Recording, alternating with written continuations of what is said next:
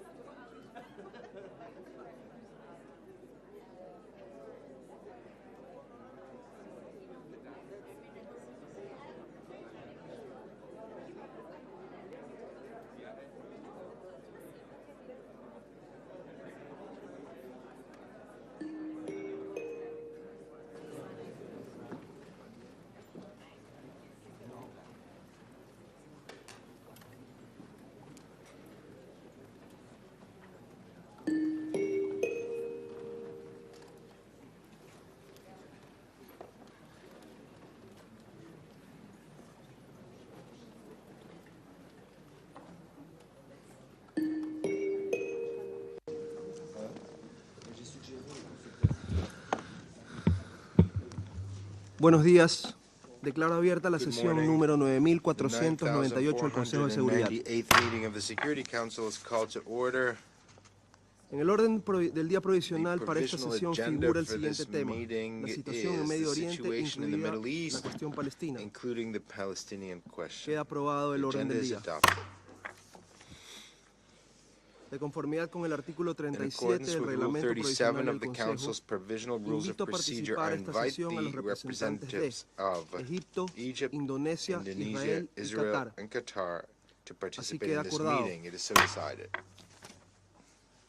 Propongo que el Consejo invite al observador permanente del Estado observador de Palestina ante las Naciones Unidas a participar a esta sesión, de conformidad con el reglamento provisional y la práctica establecida al respecto.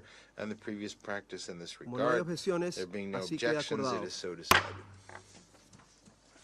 De conformidad con el artículo 39 del reglamento provisional del Consejo, invito también a la excelentísima señora Hida Sampson, representante de la delegación de la Unión Europea ante las Naciones Unidas, a participar en esta sesión. Así queda acordado. El Consejo de Seguridad comenzará ahora el examen del tema 2 del orden del día. Debo señalar a la atención de los miembros del Consejo en el documento S-2023-962, que contiene una carta de fecha 6 de diciembre del 2023 dirigida a la Presidencia del Consejo de Seguridad por el Secretario General. Doy ahora la palabra al Secretario General, excelentísimo señor Antonio Guterres. Señor Presidente, gracias por convocar esta reunión del Consejo de Seguridad en respuesta a mi carta del 6 de diciembre sobre la situación en Gaza y Israel.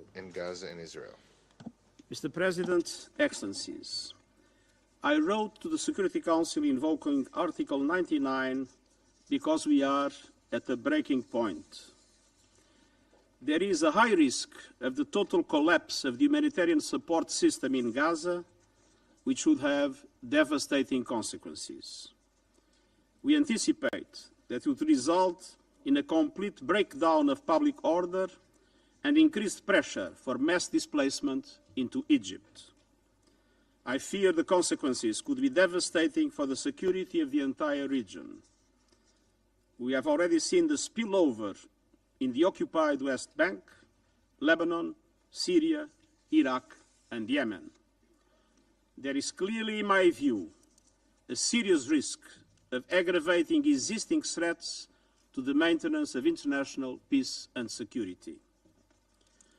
The risk of collapse of the humanitarian system is fundamentally linked with the complete lack of safety and security for our staff in Gaza, and with the nature and intensity of military operations which are severely limiting access to people in desperate need.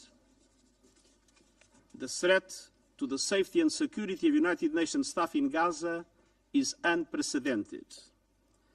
More than 130 of my colleagues have already been killed, many with their families. This is the largest single loss of life in the history of our organization.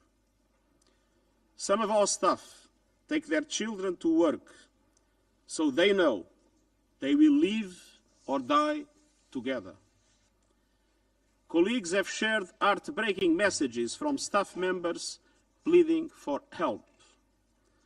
The Under-Secretary General of the Department of Safety and Security has advised me that all possible means of mitigating the risk to staff within Gaza, short of evacuation, are closed off because of the way this conflict has evolved.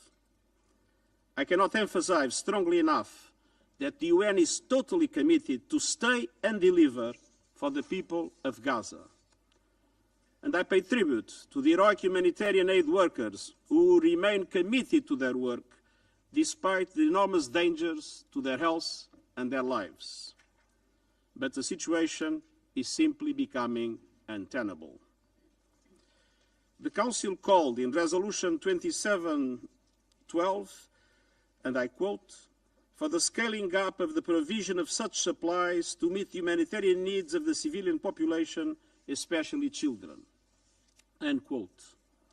I deeply regret to inform the Council that under current conditions on the ground, the fulfillment of this mandate has become impossible.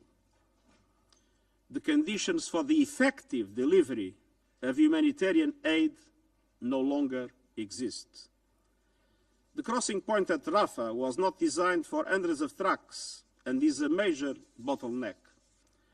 But even if sufficient supplies were permitted into Gaza, intense bombardment and hostilities, Israeli restrictions on movement, fuel shortages, and interrupted communications make it impossible for UN agencies and their partners to reach most of the people in need. Between 3 and 5 December, the 2 days preceding my letter, the UN could only distribute aid in one of Gaza's 5 governorates, Rafah. Elsewhere, access was impossible. People are desperate, fearful and angry, and in some cases, they have expressed their anger towards our own staff. Mr. President, all this takes place amid a spiraling humanitarian nightmare. First, there is no effective protection of civilians. More than 17,000 Palestinians have reportedly been killed since the start of Israel's military operations. This includes more than 4,000 women and 7,000 children. Tens of thousands are reported to have been injured, and many are missing, presumably under the rubble. And all these numbers are increasing by the day. Attacks from air, land and sea are intense, continuous and widespread. So far, they have reportedly hit 339 education facilities, 26 hospitals, 56 healthcare facilities, 88 mosques and 3 churches. Over 60% of Gaza's housing has reportedly been destroyed or damaged, some 300,000 houses and apartments. Some 85% of the population have been forced from their homes. The people of Gaza are being told to move like human pinballs, ricocheting between ever smaller slivers of the south without any of the basics for survival. But nowhere in Gaza is safe. At least 88 UNRWA shelters have been hit, killing over 270 people and injuring over 900. Conditions in shelters are overcrowded and unsanitary. People nurse open wounds. Hundreds of people stand in line for hours to use one shower or toilet. Families who have lost everything sleep on bare concrete floors, wearing clothes they have not changed for 2 months. Tens of thousands of Palestinians arrived in Rafah in recent days, overwhelming shelters there. Many displaced families, including children, older people, pregnant women, and people with disabilities, are sleeping in streets and public spaces across the city. Mr. President, second, Gazans are running out of food. According to the World Food Programme, there is a serious risk of starvation and famine. In northern Gaza, 97% of households are not eating enough. In the south, the figure among displaced people is 83%. Half the people of the north and more than 1/3 of displaced people in the south are simply starving. WFP's own food stocks are running out. In the north, 9 out of 10 people have spent at least 1 full day and night without food. The last functioning flour mill in Gaza was destroyed on 15 November. WFP has provided food and cash assistance to hundreds of thousands of people across Gaza since the crisis began and is ready to scale up its operations. However, that would require effective access to all people in need and at least 40 trucks of food supplies every day, many times the current level. Mr. President, third, Gaza health system is collapsing while needs are escalating. At least 286 health workers have been killed. Hospitals have suffered heavy bombardment. Just 14 out of 36 are still functioning. Of these, 3 are providing basic first aid, while the others are delivering partial services. The European Gaza Hospital, one of the 2 main hospitals in southern Gaza, has 370 beds. It is currently housing 1,000 patients and an estimated 70,000 people seeking shelter. There are critical shortages of drugs, blood products, and medical supplies. Fuel to run the hospitals is severely rationed. Many patients are being treated on the floor and without anesthetics. As patients with life-threatening injuries continue to arrive, wards are overflowing and staff are overwhelmed. At the same time, the unsanitary conditions in shelters and severe shortages of food and water are leading to increases in respiratory infections, scabies, jaundice, and diarrhea. Everything I just described represents an unprecedented situation that led to my unprecedented decision to invoke Article 99, urging the members of the Security Council to press to avert a humanitarian catastrophe and appealing for a humanitarian ceasefire to be declared. Mr. President, we are all aware that Israel began its military operations in response to the brutal terror attacks unleashed by Hamas and other Palestinian armed groups on 7 October.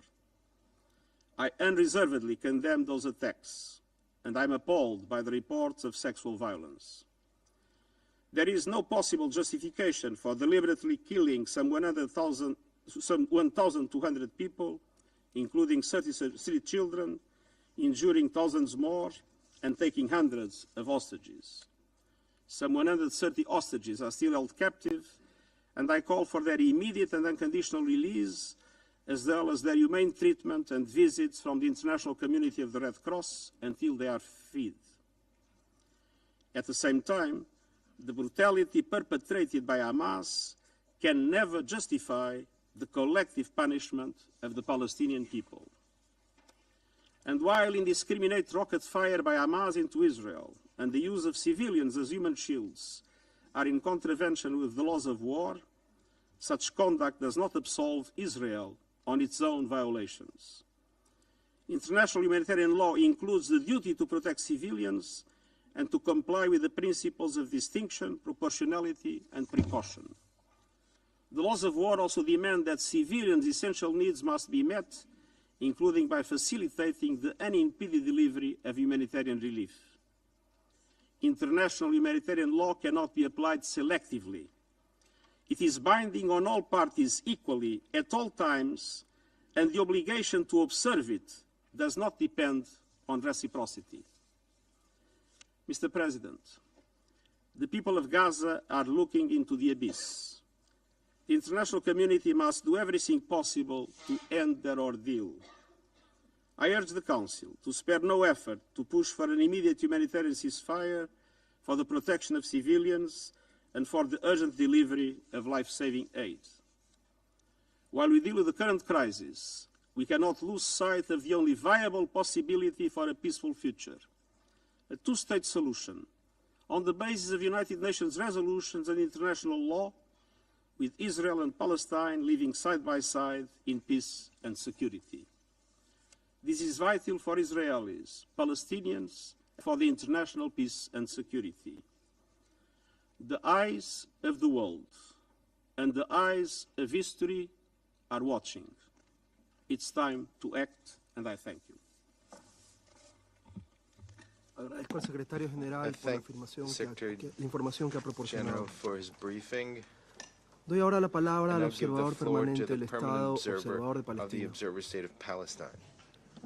Mr. President, I want to welcome you to New York and to congratulate you and your country for assuming the presidency of the Security Council for this month.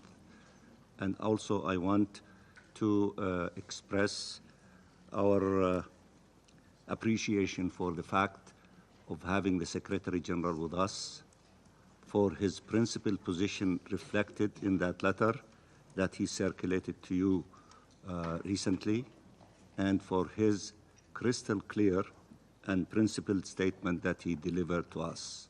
Mr. Secretary General, Thank you for being with us, and thank you for what you said, and thank you for, hopefully, the things that will be implemented from this moment moving forward.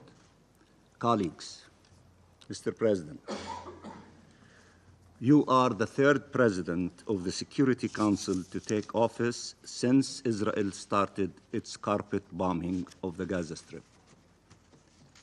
We hope that on this day and under your presidency, the Council will finally be able to call for an immediate ceasefire. Allow me to thank the Secretary General for his relentless efforts, for the clarity of his voice, for having upheld his sacred mission to stand up for the UN Charter and for the protection of civilians by calling early on and ever since for an immediate humanitarian ceasefire. Allow me also to thank through him the United Nations for their humanitarian efforts.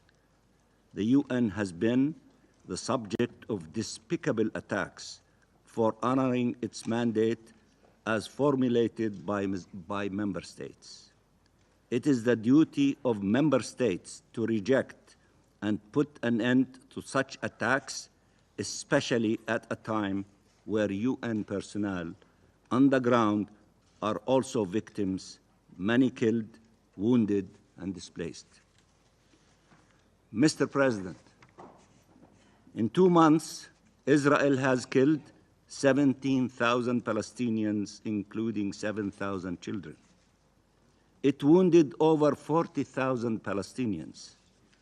It displaced 1.9 million Palestinians. It destroyed 2/3 of their homes. It attacked and besieged and destroyed and neutralized virtually all the hospitals. It bombed the bakeries. It attacked UN shelters. It attacked journalists. It cut off the electricity. It placed every possible impediment on humanitarian aid and access. And we are all supposed to pretend that this aggression is not aimed at the destruction of the Palestinian people in the Gaza Strip when it has besieged and bombed our people and deprived them of all requirements of life. I keep reading in the media, Israel has no clear war objectives. Are we supposed to pretend we don't know the objective is the ethnic cleansing of Gaza Strip? The dispossession of forcible displacement of the Palestinian people when so many Israeli representatives could not refrain from admitting it. If you are against the destruction and displacement of the Palestinian people, you have to be in favor of an immediate ceasefire. When you refuse to call for a ceasefire, you are refusing to call for the only thing that can put an end to war crimes, crimes against humanity, and genocide. This is how Israel is conducting the war, through atrocities. You can keep calling on it to protect civilians, to uphold the laws of war, to allow humanitarian aid in. It will keep toying with you, fooling you, forcing you to discuss the number of trucks while people still cannot get food, water, medicine. It will keep telling you if people only heeded its calls to head south, they would have been safe while bombing them in the south itself. And now telling you it is creating imaginary safe zones while it continues killing people everywhere. It will explain to you that all of Gaza is a military target, that everyone in Gaza can be killed, since they are either terrorists or human shields. Enough is enough.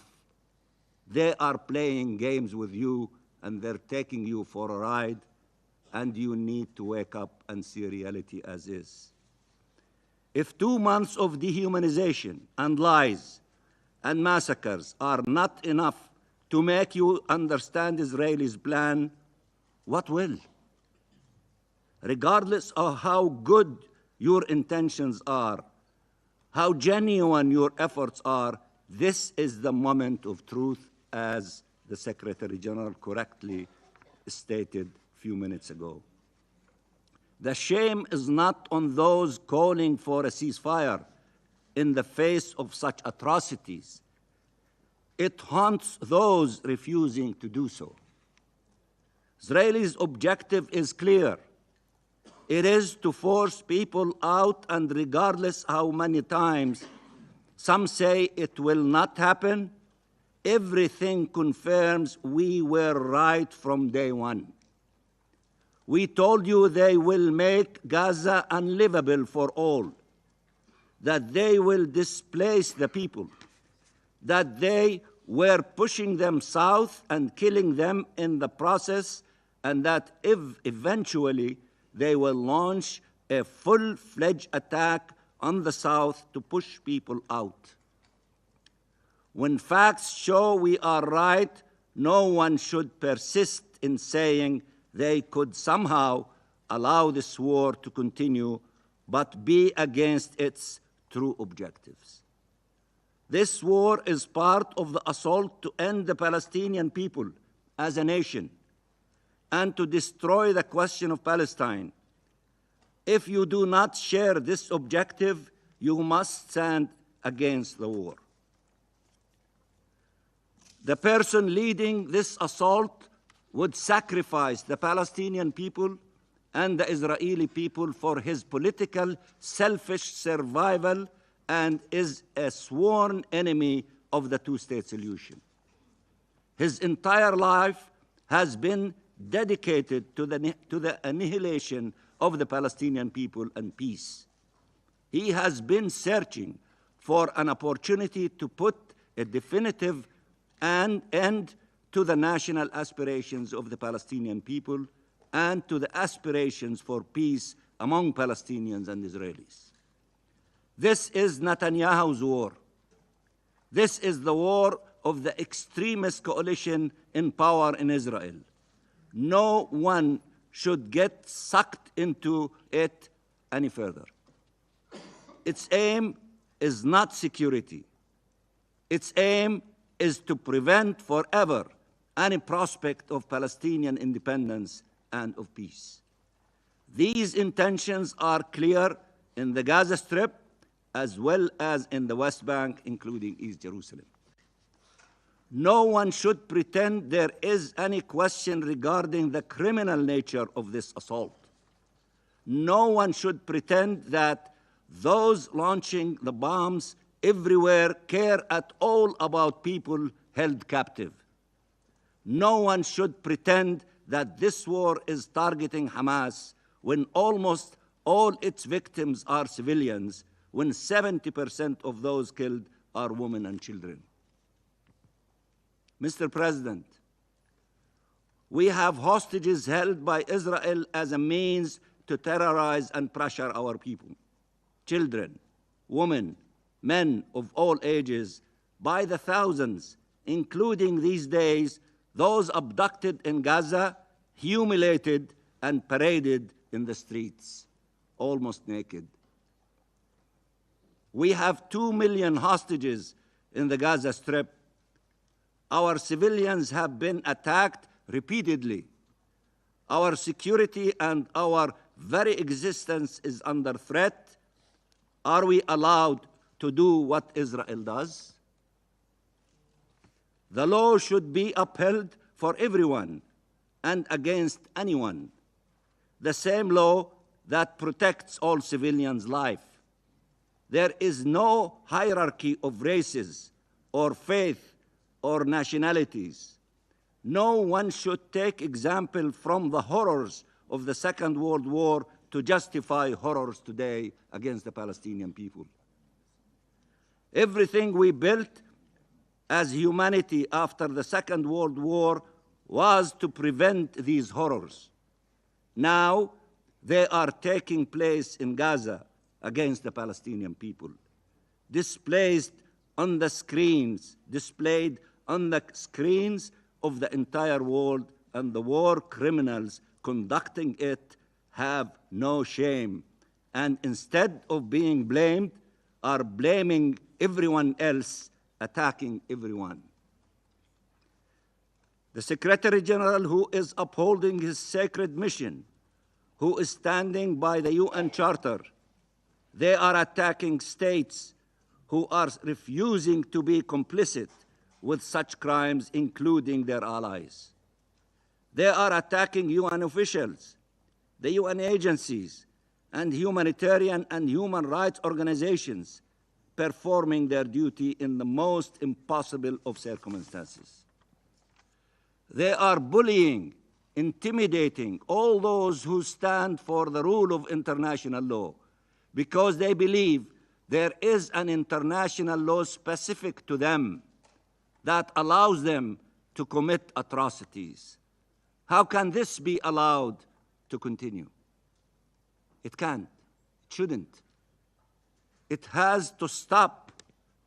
Israeli exceptionalism has to end, and it has to end now. Stop rewriting international law to fit Israeli crimes, and stop calling for respect for international law while supporting an assault that has torn it into shreds. The Palestinian people will not die in silence. The Palestinian people will not die in vain. The Palestinian people deserve respect. Every people does, but we have earned it. We have paid the heaviest of price to earn it. We have survived every attempt to annihilate us over a century with barely any means. Show us respect, not in words, but in deeds. Show us respect to our lives, to our rights. This is a moment in history, one where everyone will be asked where they stood, and that will determine who they truly are and what they really stand for. The entire international law lies on one premise: nothing justifies atrocities. This is an atrocity assault. When faced with atrocities, it is not your right to call for them to end, it is your obligation to end it. Save lives. Save lives, save our lives and their lives. Heed that call by billions around the world, by an overwhelming majority of states from across the globe. Let the most noble human instincts carry us, the instinct to preserve life. There is no role more important for this council than to save civilian lives. 2.3 million Palestinians are fighting for their lives as we speak every single day. Save them. Tell them, show them, help is on the way. We call on you in the name of humanity, in the name of justice, in the name of peace, to vote for a ceasefire by supporting the resolution presented by the United Arab Emirates as Arab representative on the Security Council. We thank all those co-sponsoring it from across the globe. What is happening in Palestine now and what will happen next will determine the future of our region for generations to come, will impact relations and perceptions across the world for generations to come. This is time for courage and decisiveness. This is time for action. Time is up. You need to act, and you need to act now. And thank you, Mr. President.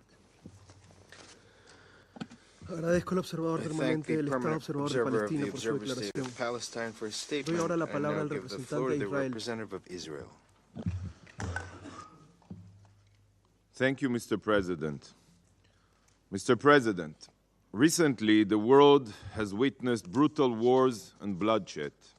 Nearly 2 years ago, peace was upended in Europe for the first time since World War II. Russia invaded Ukraine, and the entire globe has felt the impact. Food prices and energy prices surged, affecting countries everywhere. Supply chains suffered a hard hit, and the chance for a global war became a terrifying possible reality. Yet, shockingly, Article 99 was not invoked. The same can be said regarding the thousands killed in Yemen, or how the murderous Assad regime of Syria continued to massacre its own people, including through the use of chemical weapons. In each one of these conflicts, and I have other examples, tens, if not hundreds of thousands were killed and millions were displaced. Yet, not once, not even once, has Article 99 of the UN Charter been invoked. Is the war in Ukraine not a threat to international peace and security? Do the millions of displaced Syrians and the children whose corpses were found foaming at the mouth in Douma not symbolize a threat to regional stability? Is watching thousands of Yemeni children die in war while tens of thousands starve not worthy enough to invoke Article 99? Despite the immense global impact of other conflicts and far more pressing threats to international peace and security, Israel's defensive war against Hamas, a designated terrorist organization, was the catalyst for activating Article 99. The irony is that regional stability and the security of both Israelis and Gazans can only be achieved once Hamas is eliminated, not 1 minute before. So the true path to ensure peace is only through supporting Israel's mission, absolutely not to call for a ceasefire. And secondly, distinguished colleagues, for those of you calling for a ceasefire, it is crucial that you remember the facts. On October 6th, there was a ceasefire in place. But on October 7th, Hamas broke the ceasefire with an unprovoked invasion of thousands of Hamas Nazis into Israel. These Hamas terrorists carried out a massacre the likes of which we have not seen since the Holocaust. They raped women and girls, beheaded babies, burned families alive, and took 250 hostages, ranging from infants to the elderly. Following the atrocities of October 7th, Israel committed itself to the elimination of Hamas's capabilities for the sole reason of ensuring that such horrors could never be repeated again. And if Hamas is not destroyed, such horrors will be repeated. Hamas officials have made it clear publicly, time and again, that October 7th was just a rehearsal, and they will continue to carry out atrocities again and again. Hamas is responsible for inhumane terror against Israelis. Hamas is responsible for ruling Gaza with an iron fist, forcing Gazans to live in poverty, deprived of basic human rights. Hamas is responsible for exploiting international aid to fuel their war machine. And calling for a ceasefire is precisely what ensures that this will continue. A ceasefire means that the suffering of all will carry on. A ceasefire cements Hamas's control of Gaza. But even more than that, calling for a ceasefire sends a clear message that Hamas is forgiven for their deliberate atrocities, and Hamas's oppression of Gazans is given a green light by the international community. Hamas, like any other entity, only responds, like any terror entity, only responds when its existence is threatened.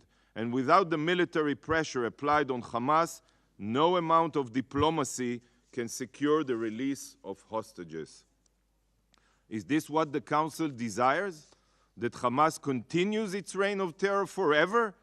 That the hostages, among them women and children, never leave Gaza? Hamas won't even permit the Red Cross to visit them. Hamas has a clear script. If you call for a ceasefire, then you are following it.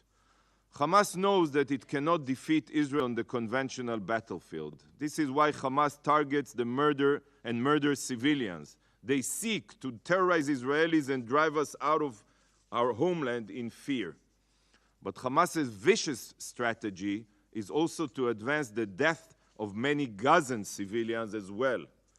This is why Hamas hides behind and under the civilian population. This is why they use hospitals for cover and schools as arms catches, including UNRWA schools. Hamas wants to maximize civilian casualties, to co-opt the UN to pressure Israel to cease its fire and allow Hamas to survive and continue its reign of terror. Hamas knows that the more civilian fatalities there are, the more pressure the international community will put on Israel. This is why Hamas also fabricates death tolls, which are taken at face value here, with no real efforts made by the UN to verify them. According to the Hamas Ministry of Health, almost no terrorists have been killed in this war, only women and children. This is the same body that falsely blamed Israel for 500 casualties at El Ahli hospital, when the truth is that the number of casualties was drastically lower, and Palestinian Islamic Jihad was the one responsible for the fatalities. I will be very clear, dear colleagues. The number you are basing your discussions on are libelous and distorted, drastically. Hamas has built terror bases inside and underneath medical facilities. This has been proven. They store rockets and assault rifles in children's bedrooms. And just yesterday, Hamas launched 12 rockets at Israel from within a designated humanitarian zone in southern Gaza. Rockets were fired mere meters from the tents of evacuated Gazans. Hamas exploits Gazans as human shields in hopes that civilian casualties will rise and the UN will call for a ceasefire. Do we want to be the actors in the show that Hamas has carefully crafted? It is always easier to pressure the law-abiding democracy as opposed to the terrorists who don't even recognize the existence of international law. But is this the right and just way to ensure security? Of course not. This is Hamas's script of death. Don't agree to be part of it. Please. Hamas is the root cause of the situation in Gaza, yet there is zero accountability for their evil. Why is Hamas not held fully responsible by the UN and its bodies? Tell Gazans the truth. They have to hear it from you. This is the only way to bring about bottom-up change in Gaza. Dear colleagues, Hamas not only violated the ceasefire on October 7th, Hamas fundamentally violated the recent humanitarian pause. Last week, there was a pause in place. The agreement was clear. For every 10 hostages released, the pause would be extended by 24 hours. Hundreds of aid trucks entered Gaza. Fuel tankers were and continue to be permitted in. Wounded children and their families were evacuated for treatment. Field hospitals were established and continue to be established. And Israel completely halted all military activities. Israel asked for the daily release of 10 women and children held hostage, who were savagely taken from their homes and from a peace party. While we upheld our side of the agreement, even exceeded aid quotas, Hamas violated it, not once, but several times. 15 minutes after the pause began, Hamas fired a barrage of rockets into Israel. Throughout the following 8 days, Hamas carried out shooting attacks, detonated IEDs, and fired anti-tank missiles. Hamas violated the pause time and again while Israel abided by the pause. Hamas not only violated the agreement by attacking Israeli soldiers, they also violated the agreement regarding the release of hostages. They separated mothers from their children. They refused to release all women and children as agreed.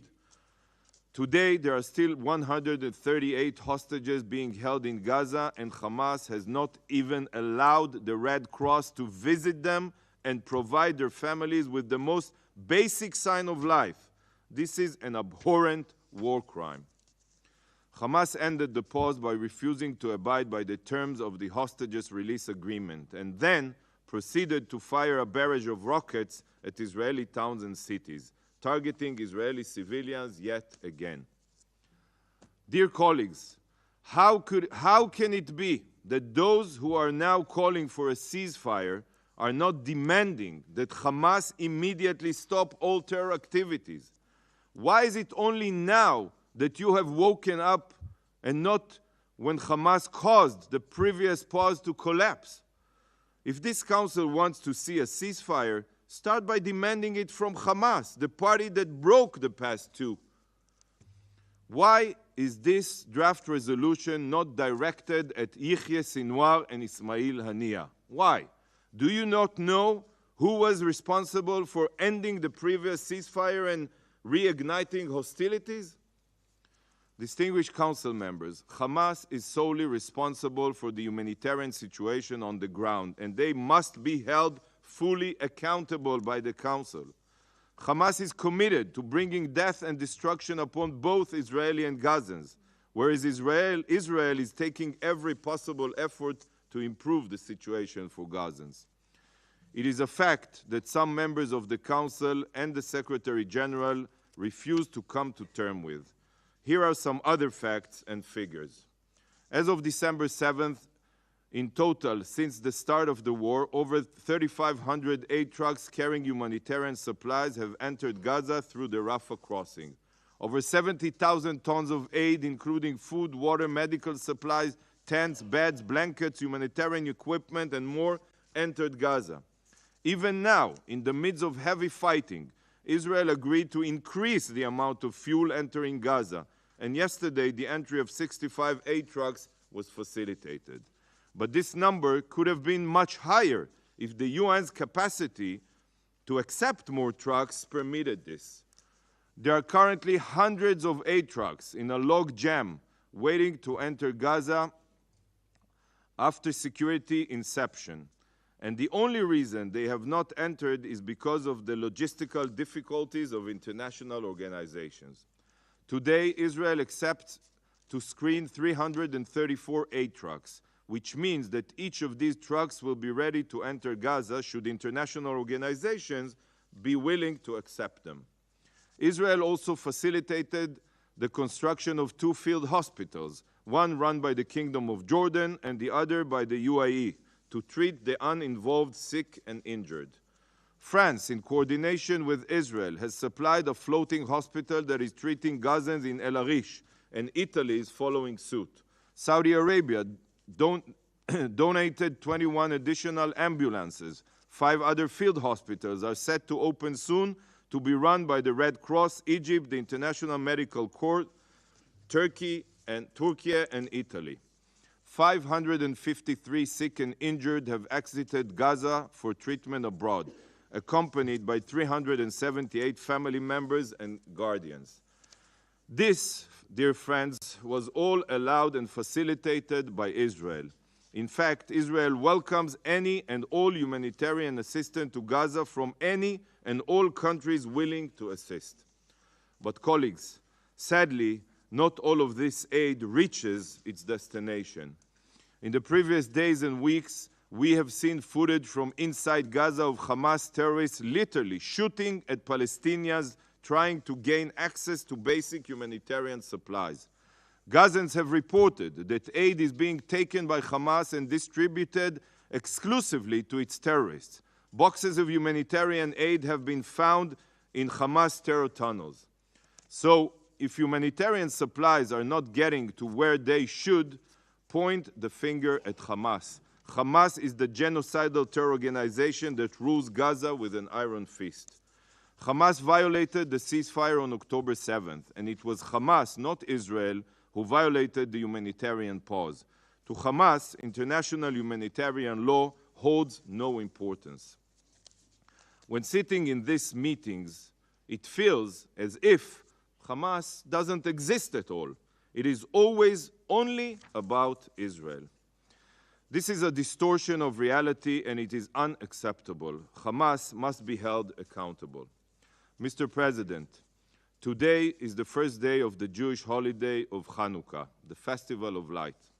It is one of the Jewish holidays that celebrates the Jewish people overcoming attempts in each generation to destroy us. How world powers tried to deny our presence in our ancestral homeland, in Jerusalem, in the 2nd century BCE, before Jesus, before Muhammad. It is a holiday that celebrates how light prevailed over darkness. Today, sadly, we find ourselves again surrounded by darkness, with forces that seek to destroy us and also to demonize and delegitimize us. Jewish tradition teaches that even a little bit of light can dispel much darkness. Every one of you can use light to dispel the darkness and expose the truth. I pray that we see another Hanukkah miracle here in the UN, and that the Almighty will allow the truth and light to prevail here in this council. That we will see Hamas defeated soon, so that both Israelis and Gazans can live freely, free of violence and free of fear. Israel, Mr. President, will continue with her mission, the elimination of Hamas's terror capabilities and the return of all of the hostages. And we will complete our mission while supporting every humanitarian initiative to improve the situation for Gazans. Whoever truly seeks peace and security in the region must understand that the only way to achieve this is by destroying Hamas, not by calling for ceasefire, which will only extend the war and suffering of all. There is no other option. Thank you, Mr. President. Agradezco al representante de Israel por su declaración. Doy ahora la palabra a los miembros del Consejo que deseen formular una declaración. Tiene la palabra el representante de Emiratos Árabes Unidos. Thank you, Mr. President. Mr. Secretary General Antonio Guterres, thank you for your briefing. We are profoundly grateful for your steadfast moral leadership. By taking the rare step of invoking Article 99 of the UN Charter, you are compelling us to confront the enormity of the catastrophe unfolding in Gaza. It is our fervent hope that your demand is met. Mr. President, for 2 harrowing months, we have borne witness to the onslaught in Gaza. Israel's military operations has killed more than 16,000 Palestinians, 7,000 of them children. It has displaced 80% of the population and damaged or destroyed 60% of housing units. For context, this is a scale of destruction surpassing even the bombing of Dresden in 1945. For the many Gazans who have never left that narrow, besieged strip of land, their entire world is being systematically demolished before their eyes. The invocation of Article 99 must be a tipping point, a solemn reflection of the desperate plight in Gaza and the imperative need for the Council to act. The Council must act when too little aid is getting in and humanitarian workers are unable to deliver it for fear of being killed. The Council must act when the siege on Gaza is becoming a major source of death. The Council must act when unrelenting bombardment kills more than 130 UN staff members. Despite the recent temporary pause, the violence and danger to civilians has not abated. In fact, this conflict has now graduated to a new, more dangerous phase. The siege of Khan Yunis and other parts in southern Gaza, where hundreds of thousands of people have fled, has now begun. There is literally no safe haven for the millions of people trapped and under attack. Mr. President, in his letter, the Secretary General noted that Gaza's healthcare system, or what's left of it, is on the verge of collapse. Israel is warning the World Health Organization that unless it removed its medical supplies in southern Gaza, impending military operations will put them beyond use. we condemn in the strongest possible terms the deliberate targeting of medical facilities, equipment, and personnel. For our part, the UAE established a field hospital inside Gaza on December 2nd with an operational capacity of 150 beds. We recognize that these efforts are not nearly enough. Even during the recent pause, we saw the need for an enhanced aid delivery mechanism to allow full, rapid, safe, and unhindered access. We need a streamlined monitoring system and an expanded capacity to deliver goods, including through the opening of further crossings and entry points. We note that Israel reportedly agreed to open the Karam Abu Salim crossing for inspections only, and while this should reduce the time delays, it remains necessary for all crossings to be opened and, if needed, repaired. We stress the importance of ensuring the full implementation of Security Council Resolution 2712, which demands all parties to respect their obligations under international law and calls for urgent and extended humanitarian pauses. We underscore that members of this Council must ensure implementation, but we all know that the only way to end this tragedy is to impose an immediate humanitarian ceasefire. There is no defensible, moral, political, nor military justification for this carnage to continue. After 2 months of war, ambulances are delivering more dead than survivors to the few emergency rooms left functional in Gaza. Over the last few days, reports have revealed what precisely unfolded in northern Gaza. In the intensive pediatric care unit of an abandoned hospital, several babies lay dead, their bodies decomposing. Let that harrowing image haunt anybody persisting in the fantasy that the operation in the south will be any less horrific. It will not. Mr. President, this war has brought our region to a breaking point, but its effect has rippled far beyond.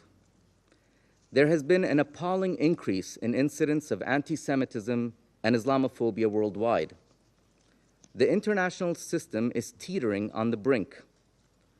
For this war signals that might makes right, that compliance with international humanitarian law is dependent on the identity of the victim and the perpetrator.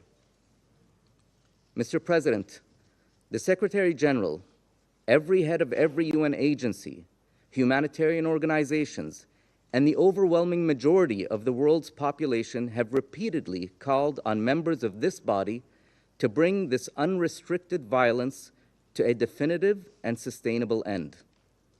The UAE has circulated a draft resolution calling for an immediate humanitarian ceasefire to do just that. Today, this Council will vote. It will have an opportunity to respond to the deafening calls across the world to bring this violence to an end. Thank you, Mr. President. Agradezco al representante de Emiratos Árabes Unidos por su declaración. Doy ahora la palabra al representante de la Federación Rusa. Thank you, Mr. President. We wish to thank the Secretary General, Antonio Guterres, for the frank assessment of the catastrophic situation in the Palestine-Israeli conflict zone. We note his absolutely correct decision, given the current circumstances, to draw the attention of the Security Council to this matter under Article 9 of the United Nations Charter.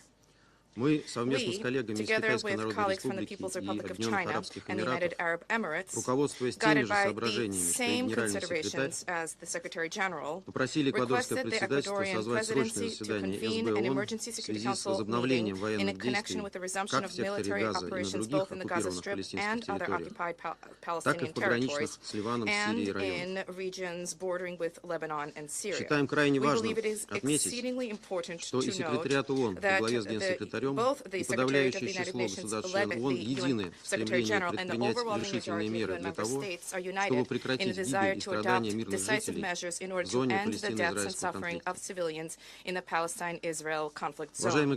Distinguished colleagues, Не будет преувеличением сказать, что сейчас настал своего рода момент истины. Нас почти 2 месяца убеждали, что самое главное, самое срочное, самое насущное, что должен сделать Совет, это призвать к гуманитарным паузам. Нам говорили, что это, в отличие от прекращения огня, якобы достижимая и реалистичная цель. На все вопросы, как же будет обеспечиваться выполнение этого призыва, мы получали ответ, что гуманитарные агентства на земле сами разберутся. Что ж, время подвести итоги. Гуманитарная пауза действительно была. Однако она не имела никакого отношения к резолюции Совета Безопасности 2712. Данная пауза и освобождение нескольких десятков заложников и палестинских заключенных стали результатом договоренности региональных посредников с Хамас и Израилем, соблюдение которых, естественно, никем не контролировалось. Никакого политического значения данная гуманитарная пауза также не имела. Стороны действительно получили передышку, реализовали свои тактические задачи, а дальше Израиль при активной поддержке США перешел к новой, еще более кровопролитной фазе своей наземной операции в Газе. Хочу процитировать отдельные пассажи из вчерашнего письма генерального секретаря. Мирные жители в Газе сталкиваются с огромной опасностью. Система здравоохранения в Газе на грани коллапса. Больницы превращены в полигоны. Для гражданских лиц нет эффективной защиты. В Газе нет безопасных мест. Под постоянными бомбардировками израильской армии и обороны общественный порядок, по моим оценкам, скоро полностью рухнет, что сделает невозможным оказание даже ограниченной гуманитарной помощи. Конец цитаты. Коллеги, вот реальные плоды резолюции 2712, всех долгих дискуссий в Совете, которые, к сожалению, больше напоминают переливание из пустого в порожнее. Печальный итог сегодня на этом заседании перед нами подвел Антонио Гутерреш. Гуманитарное агентство ООН в сложившихся условиях просто не могут помогать жителям Газа. Мы крайне разочарованы тем, что Совет Безопасности, обладая уникальным мощным инструментарием по статье 7 Устава ООН, за все это время не принял никакого четкого обязывающего решения с требованием, а не призывом к сторонам прекратить насилие. Под давлением США, угрожавшим заблокировать любой иной продукт, абсолютный императив по прекращению огня был заменен безадресным призывом к никак не обеспеченным паузам, что по сути вписалось в израильскую логику продолжения военной операции в Анклаве и стало огромным шагом назад по сравнению с принятой 27 октября подавляющим большинством стран-членов ООН резолюцией Генеральной Ассамблеи ООН. Сегодня у Совета есть хорошая возможность положить конец этой ненормальной ситуации, сделать то, что ждет от него международное сообщество. Для этого нужно принять подготовленный Объединенными Арабскими Эмиратами проект резолюции. Рассчитываем, что все наши коллеги найдут в себе силы и мужество это сделать. Господин председатель, 2 месяца конфликта в Газе принесли страшные страдания гражданскому населению анклава. За это время погибло более 7 тысяч палестинских детей. Публичной становится информация о многочисленных разрушениях больниц и школ, лагерей беженцев и объектов ООН вместе с гуманитарным персоналом. Масштабы этих разрушений сами по себе говорят о неизбирательном применении силы. Более того, имеются признаки намеренного разрушения защищенных международным гуманитарным правом объектов. Военные преступления идут по нарастающей. В последние дни распространилась шокирующая информация о планах Израиля по затоплению подземных сооружений в секторе Газа морской водой. Согласно общедоступной информации, Сахал уже выстроил систему труб и насосов, предназначенных для закачивания морской воды. И в настоящее время обсуждает в США практическую возможность такого затопления. Хватит ли воды, позволит ли топография туннелей и так далее. Такой шаг в случае его принятия будет являться очевидным военным преступлением. И здесь речь идет даже не о том, что такое затопление может являться аналогом приказа никому не давать пощады, и даже не о том, что в этих туннелях могут находиться гражданские лица. Вероятность этого весьма высока. Куда им еще деться от неизбирательных бомбардировок по Газе в целом, а также умышленных ударов по больницам, школам, лагерям беженцев и объектам ООН?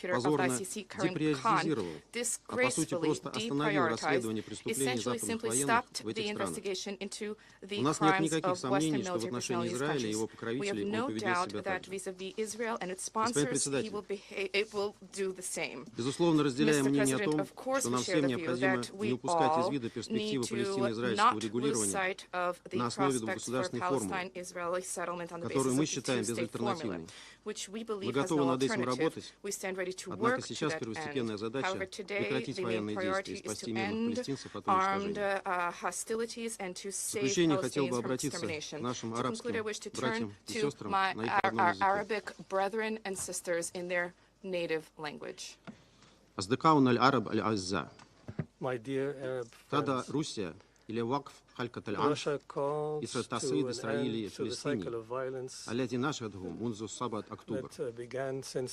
كما نضم صوتنا إلى العديد من النداءات لوقف إطلاق النار المستدام والعودة إلى حل الأسباب الجذرية لهذا النزاع وإبعاد الكارثة الإنسانية عن قطاع غزة.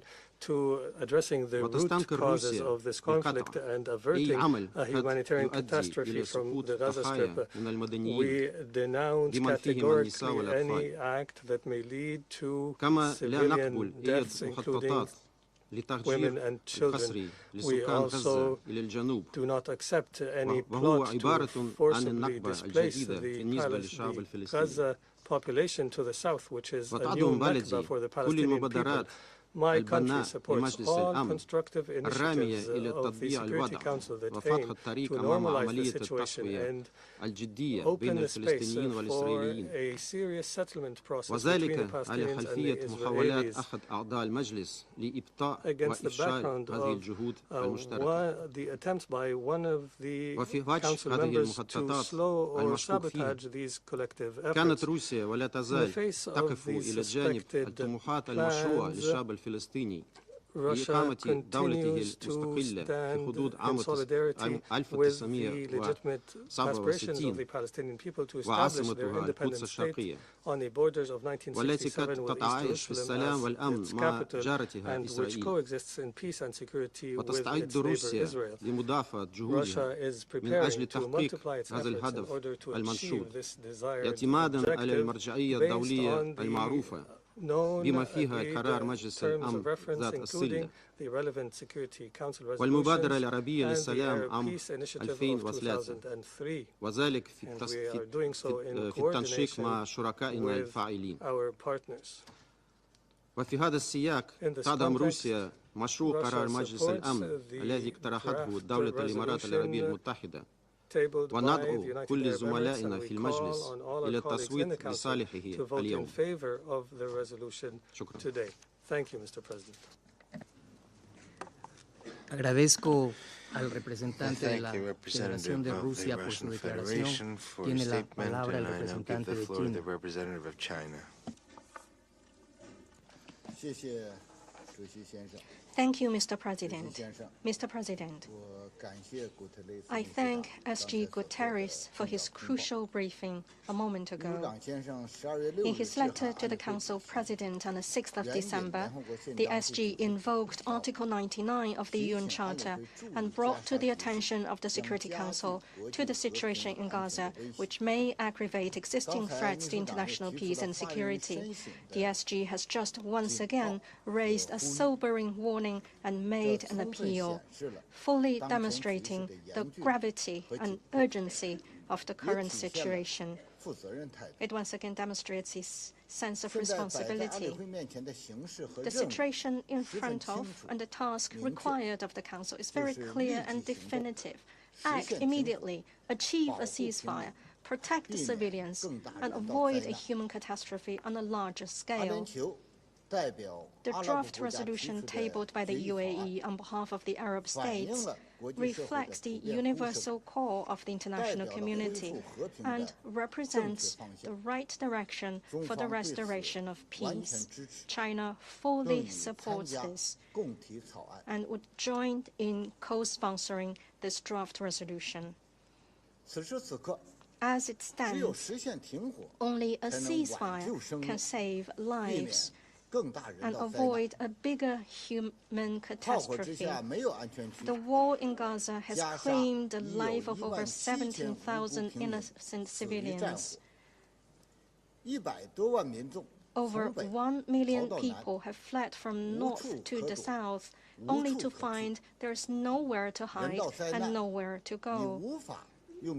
This human catastrophe is too great for words to describe, that any waiting or delay means more death.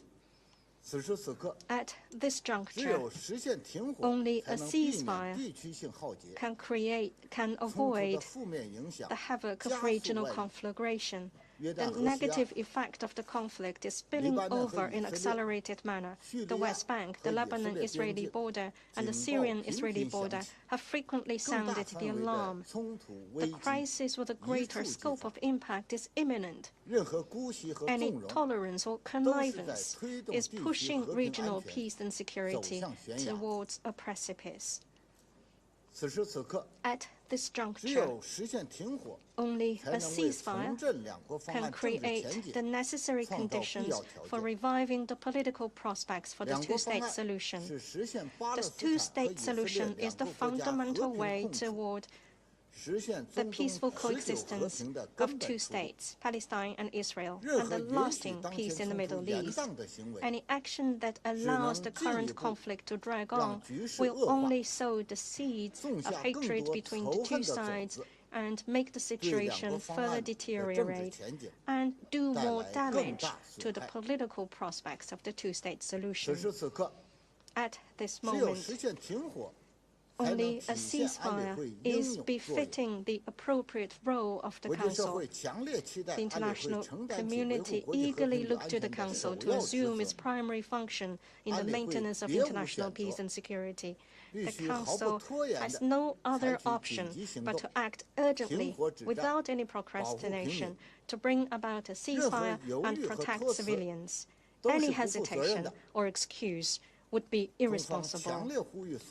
China strongly calls upon all members to adopt a responsible approach, support this Council to make the right decision in front of war and peace, life and death.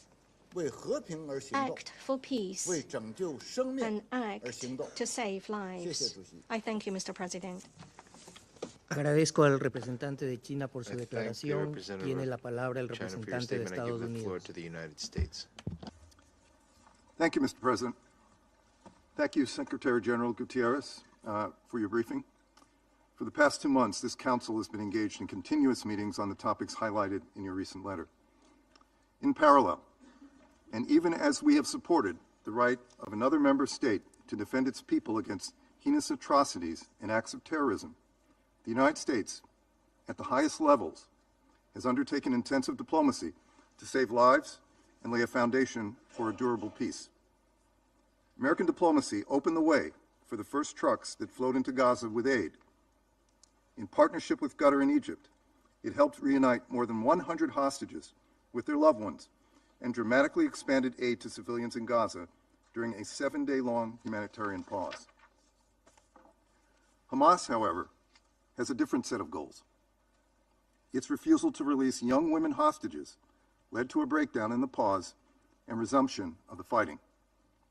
This Council's failure to condemn Hamas's October 7 terrorist attacks, including its acts of sexual violence and other unthinkable evils, is a serious moral failure. And it underscores the fundamental disconnect between the discussions that we have been having in this chamber and the realities on the ground. An undeniable part of that reality is that if Israel unilaterally laid down its weapons today, as some member states have called for, Hamas would continue to hold hostages, women and children, elderly men, many of whom, according to survivor accounts, are being subjected to cruel and inhumane treatment. And as of today, Hamas continues to pose a threat to Israel and remain in charge of Gaza. That is not a threat that any one of our governments would allow to continue to remain on our own borders. Not after the worst attack on our people in several decades. For that reason, while the United States strongly supports a durable peace in which both Israelis and Palestinians can live in peace and security, we do not support calls for an immediate ceasefire. This would only plant the seeds for the next war, because Hamas has no desire to see a durable peace, to see a two-state solution. Colleagues, I am pained by the suffering that we have witnessed over the last 2 months. Even when we as governments are compelled to take up arms and protect our people from the most heinous acts of terrorism and violence, war is tragic. It is tragic for the families of the hostages who await word on the fate of their loved ones. We are doing everything possible to free the remaining hostages and reiterate our expectation that the ICRC be permitted to access and provide medical treatment to the hostages held by Hamas and other extremist groups. The war is equally tragic for civilians in Gaza. The scale of civilian suffering is devastating and heartbreaking. Hamas intentionally embeds itself within civilian areas. But that does not in any way change the fact that how Israel defends itself matters. We have been unequivocal. Israel must respect international humanitarian law and conduct its operations in a way that minimizes civilian harm. To back up these words and help protect civilians, we have supported establishing a more effective humanitarian deconfliction mechanism with the UN, and we are monitoring its implementation. This is a moral imperative and strategic imperative. You can only win in urban warfare by protecting civilians. In every conversation, we also have underscored that Israel must avoid further mass displacement of civilians in the south of Gaza, many of whom previously fled violence. Civilians must be provided adequate time and opportunity to move, including through corridors that allow people to move safely from defined areas of hostilities. Israel must further ensure sufficient humanitarian support exists for displaced individuals. Finally, civilians displaced in Gaza must have an opportunity to return home as soon as conditions permit. There must be no enduring internal displacement or reduction in Gaza's territory. Under no circumstances would the United States support the forced relocation of Palestinians from Gaza or the West Bank. Although the extended humanitarian pause has ended, again, by Hamas's choice, we have been clear that humanitarian aid must not only continue, it must be expanded. We welcome the Israeli government's decision to open Kerem Shalom for inspections and screening of humanitarian goods. We will continue to be in touch with Israel to ensure this happens, and on the timeline committed. We also welcome the Israeli government's decision to ensure the provision of fuel that meets requisite needs to sustain the humanitarian assistance operation, including vital civilian infrastructure. Both of these outcomes are a result of intensive U.S. engagement with all parties and are consistent with Resolution 2712. They lay the foundation to expand sustained, desperately needed humanitarian aid. Of course, humanitarian aid cannot be delivered if humanitarian workers are not protected, and all parties have an obligation to protect UN and humanitarian personnel. We offer our deepest condolences to all the families, friends, and colleagues of UNRWA staff who lost their lives since October 7. Attacks against UN shelters and facilities are unacceptable. We have also continued to press that work journalists do in conflict settings is vital, and they too must be protected. Israel must avoid damage to civilian infrastructure like hospitals, power stations, water facilities, and telecommunications infrastructure. Regarding the regional dimensions of this conflict, we are concerned by the renewed violence along the Blue Line.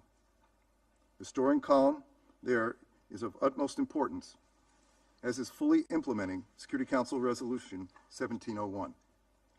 Moreover, we condemn the recent attacks by Houthis against 3 separate commercial vessels operating in international waters on the southern Red Sea. Consistent with Iran's long-term support and encouragement of the Houthis' destabilizing actions in the region, we know that Iran was engaged in planning Houthi operations. Iran has the choice to provide or withhold this support, without which the Houthis would struggle to effectively track and strike commercial vessels navigating shipping lanes through the Red Sea and Gulf of Aden. We welcome the Council's press statement condemning these attacks and underlining the importance of navigational rights and freedoms of all vessels in the Red Sea. We are engaged in intensive consultations with partners and allies to determine the appropriate next steps.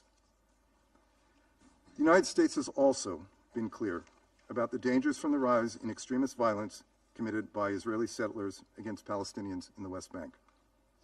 Violent extremist settlers must be held accountable for violent acts.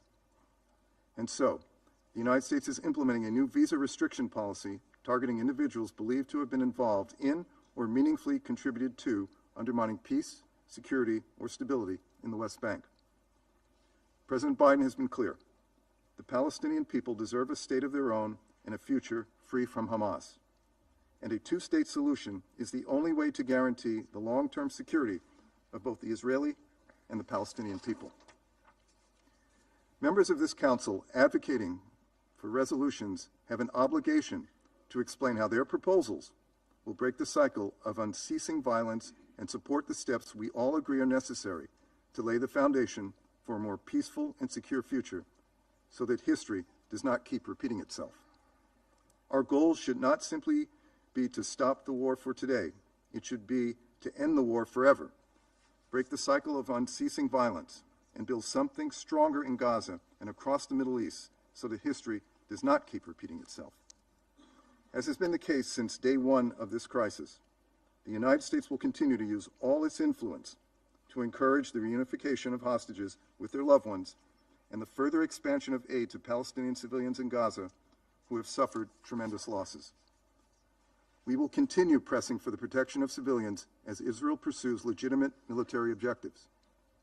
And we will not give up on a future where Hamas does not control Gaza, which is untenable for Israel's and the region's security and the well-being of the Palestinian people. Thank you, Mr. President. Agradezco al representante de Estados Unidos por su declaración. Tiene la palabra la representante de Albania. Thank you, President. I would like to start by thanking the Secretary General for calling this meeting and for his remarks. Like others in this room, Albania shares the deep concerns on the catastrophic humanitarian situation in Gaza. We commend the efforts of the United Nations, regional partners, the United States, and all those who are working to guarantee the free flow of humanitarian aid in Gaza. We are also encouraged by the recent news on the possible use of the Kerem Shalom crossing for screening and inspections. It would increase and expedite the entry of more humanitarian assistance into Gaza, which is so much needed. Throughout this week, approximately 80 trucks per day made their way into Gaza, compared to over 200 during the November's week-long humanitarian pause. Civilians in Gaza need much more humanitarian aid than before the Hamas attack. President, while all efforts are concentrated in the protection of civilians and the provision of humanitarian aid to all those in need, we must not lose sight of the entire picture in this terrible situation.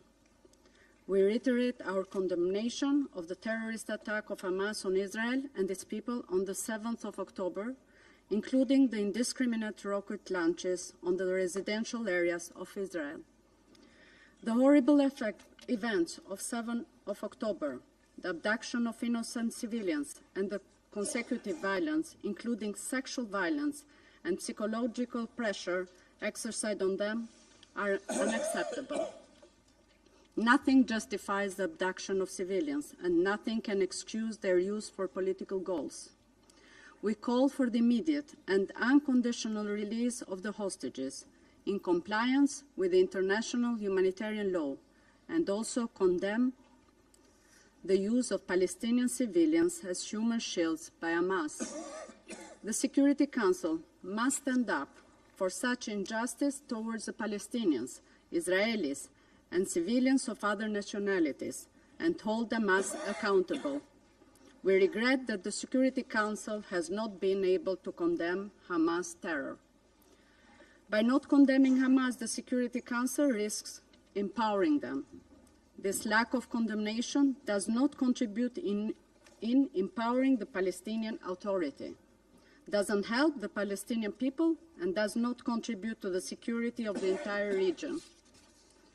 Colleagues, the huge impact of the conflict between Israel and Hamas on the Palestinian civilians cannot be ignored. We call on Israel to fully comply with international humanitarian law and to exercise the principle of proportionality and distinction in its military operations. Protection of civilians at war is a must, and lives matter the same, Israelis and Palestinians alike.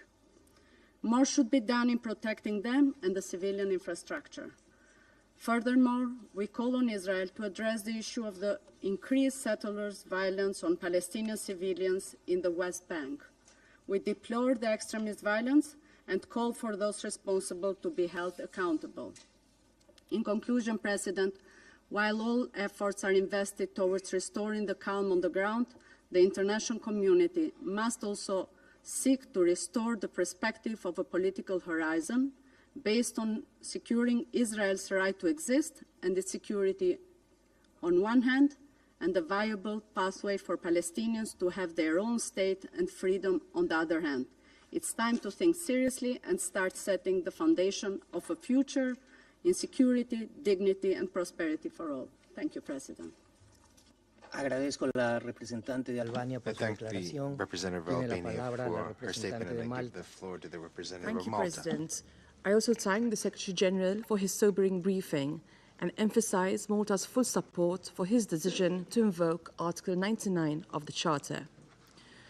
The catastrophic situation and hostilities in Gaza are fueling unprecedented levels of human suffering and threaten regional peace with serious international repercussions. Over 15,000 people have been killed so far, 67% of whom are women and children.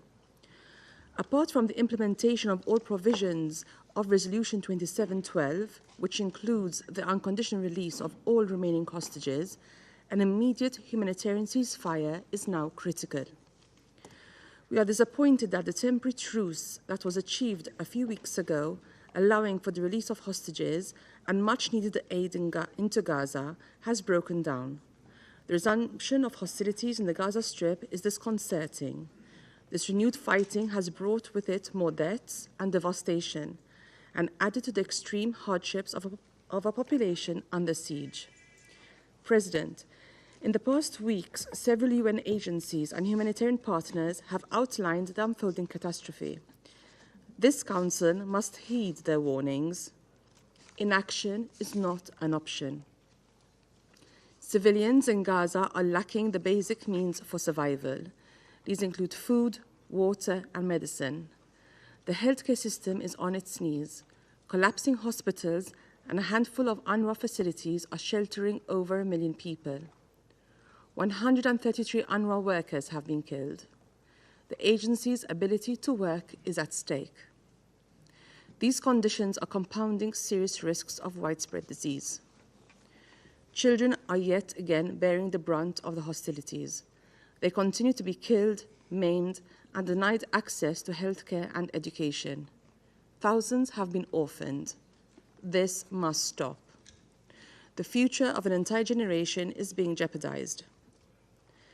There is no scenario which justifies the denial of aid for 2.2 million people, 80% of whom have been displaced.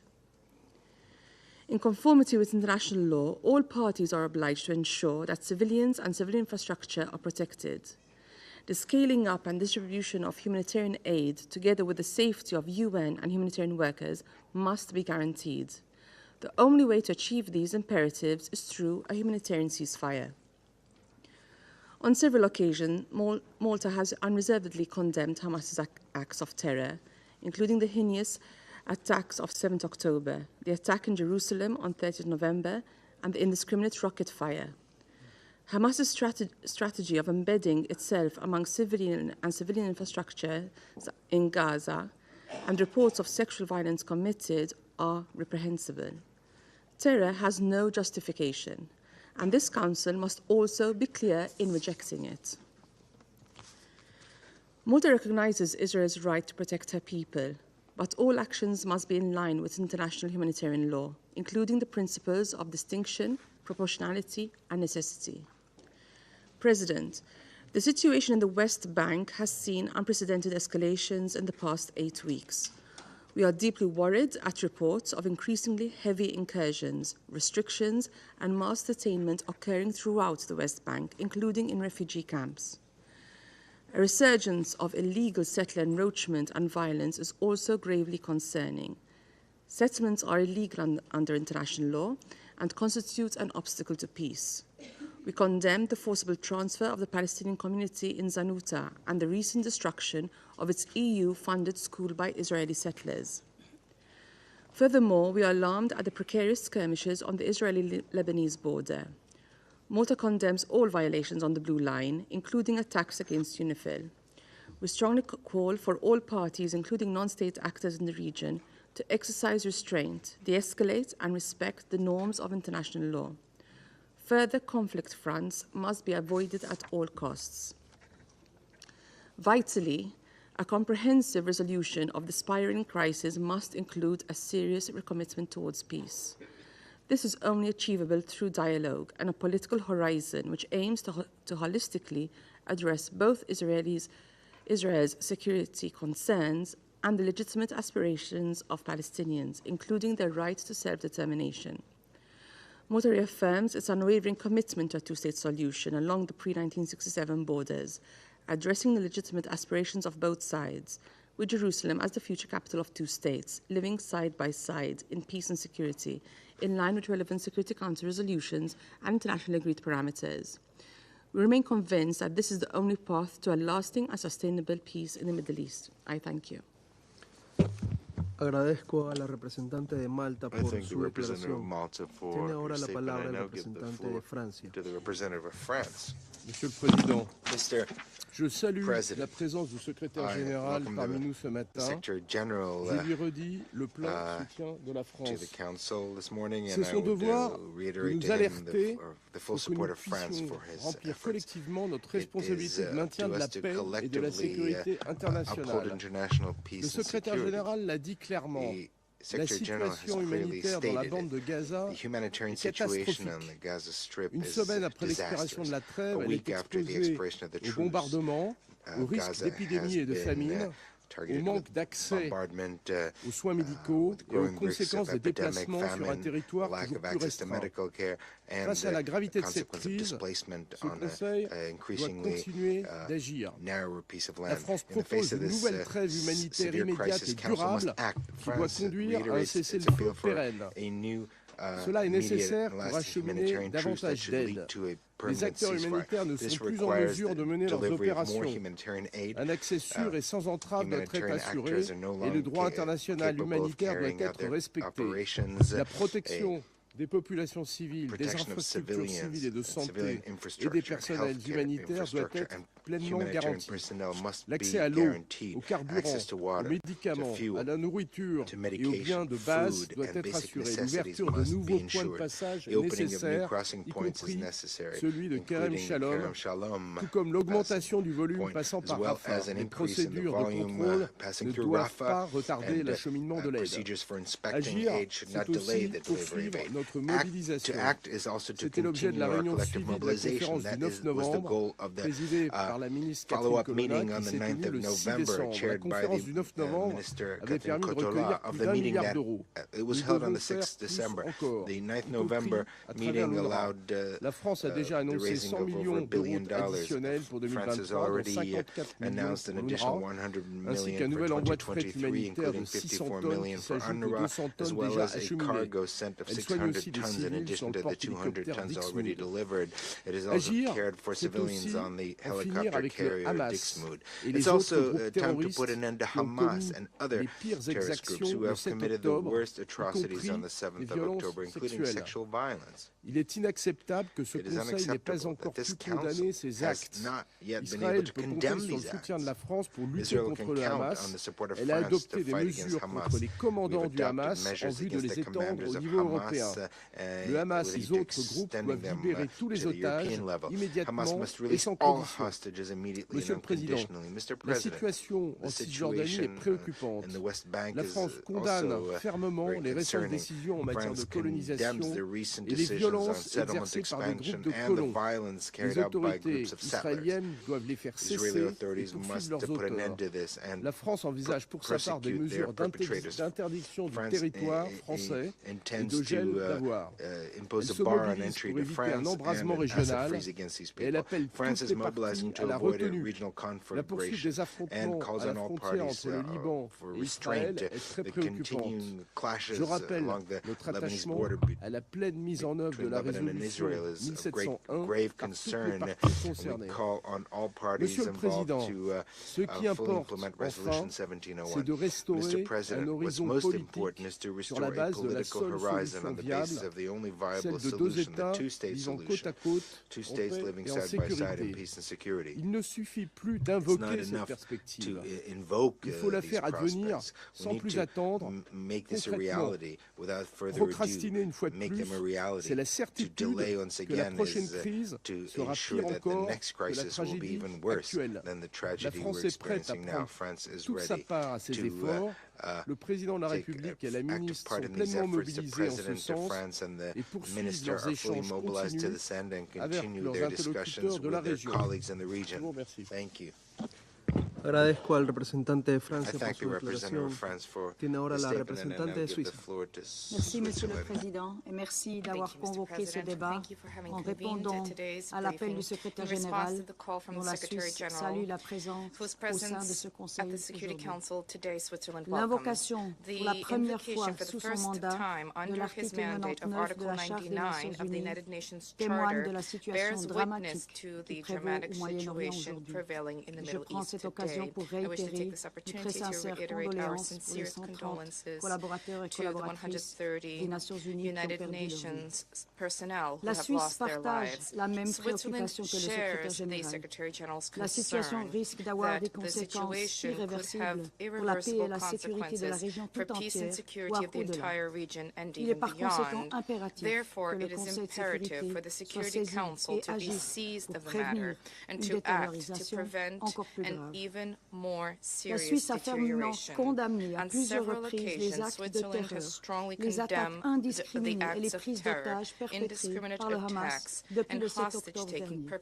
Ils ont fait plus de 1200 victimes en Israël, dont de nombreuses femmes et jeunes filles qui ont été notamment exposées à des violences sexuelles et basées sur le genre. Jamais dans cette région le tribut payé par les populations civiles palestiniennes n'aura été aussi lourd en si peu de temps. En 2 mois, plus de 17 000 Palestiniens, dont 70% de femmes et d'enfants, ont toujours, selon les sources disponibles, été tués dans les bombardements à Gaza. La Suisse déplore la mort de milliers de civils en Israël et dans l'ensemble du territoire palestinien occupé et exprime ses plus sincères condoléances aux familles de toutes les victimes. La Suisse a fait du respect du droit international humanitaire et de la protection des civils en particulier une priorité pour son mandat au Conseil de sécurité. Avec le secrétaire général, nous faisons Along with the Secretary General, we have arrived at the bitter conclusion that there is, and I quote, no effective protection for civilians, and that, I quote, no one is safe, unquote, in Gaza today, not even humanitarian workers, the medical staff, and the wounded, not even journalists are safe. There were more than 63 journalists killed, according to the Media Freedom Coalition, since 7 October. Not even the 138 hostages are safe, whose immediate and unconditional release we call for. We reiterate that investigations need to be carried out into all violations of international law committed in Israel and throughout the occupied Palestinian territory to ensure that the perpetrators are brought to justice. The destruction and damage to civilian infrastructure, including more than 60% of housing units, the collapse of the medical system, the saturation of schools and other unwashed structures which have become places of refuge for more than 1 million people, all of this plunges the Gaza Strip into total insecurity. We call for respect for IHL and human rights, while recognizing Israel's right to ensure its security. We also remind the belligerents of their obligations in the conduct of hostilities, particularly that of respecting the principles of proportionality Le respect du droit international humanitaire et des droits humains est une nécessité afin de prévenir une escalade régionale de ce conflit, dont nous voyons des signes inquiétants aussi bien en Cisjordanie qu'au Liban. Monsieur le Président, Monsieur le Secrétaire général, la tradition humanitaire à laquelle mon pays est intimement lié est née au milieu d'un champ de bataille et de ruines. Cette tradition prône l'obligation de venir en aide aux civils dans le besoin. C'est pour cette raison que la Suisse considère favorablement le projet de résolution présenté par la délégation émiratie pour un vote prévu cet après-midi. La résolution 2712 de ce Conseil véhicule ce même devoir d'humanité. Elle rappelle qu'il faut assurer un accès humanitaire complet, rapide, sûr et sans entrave aux civils.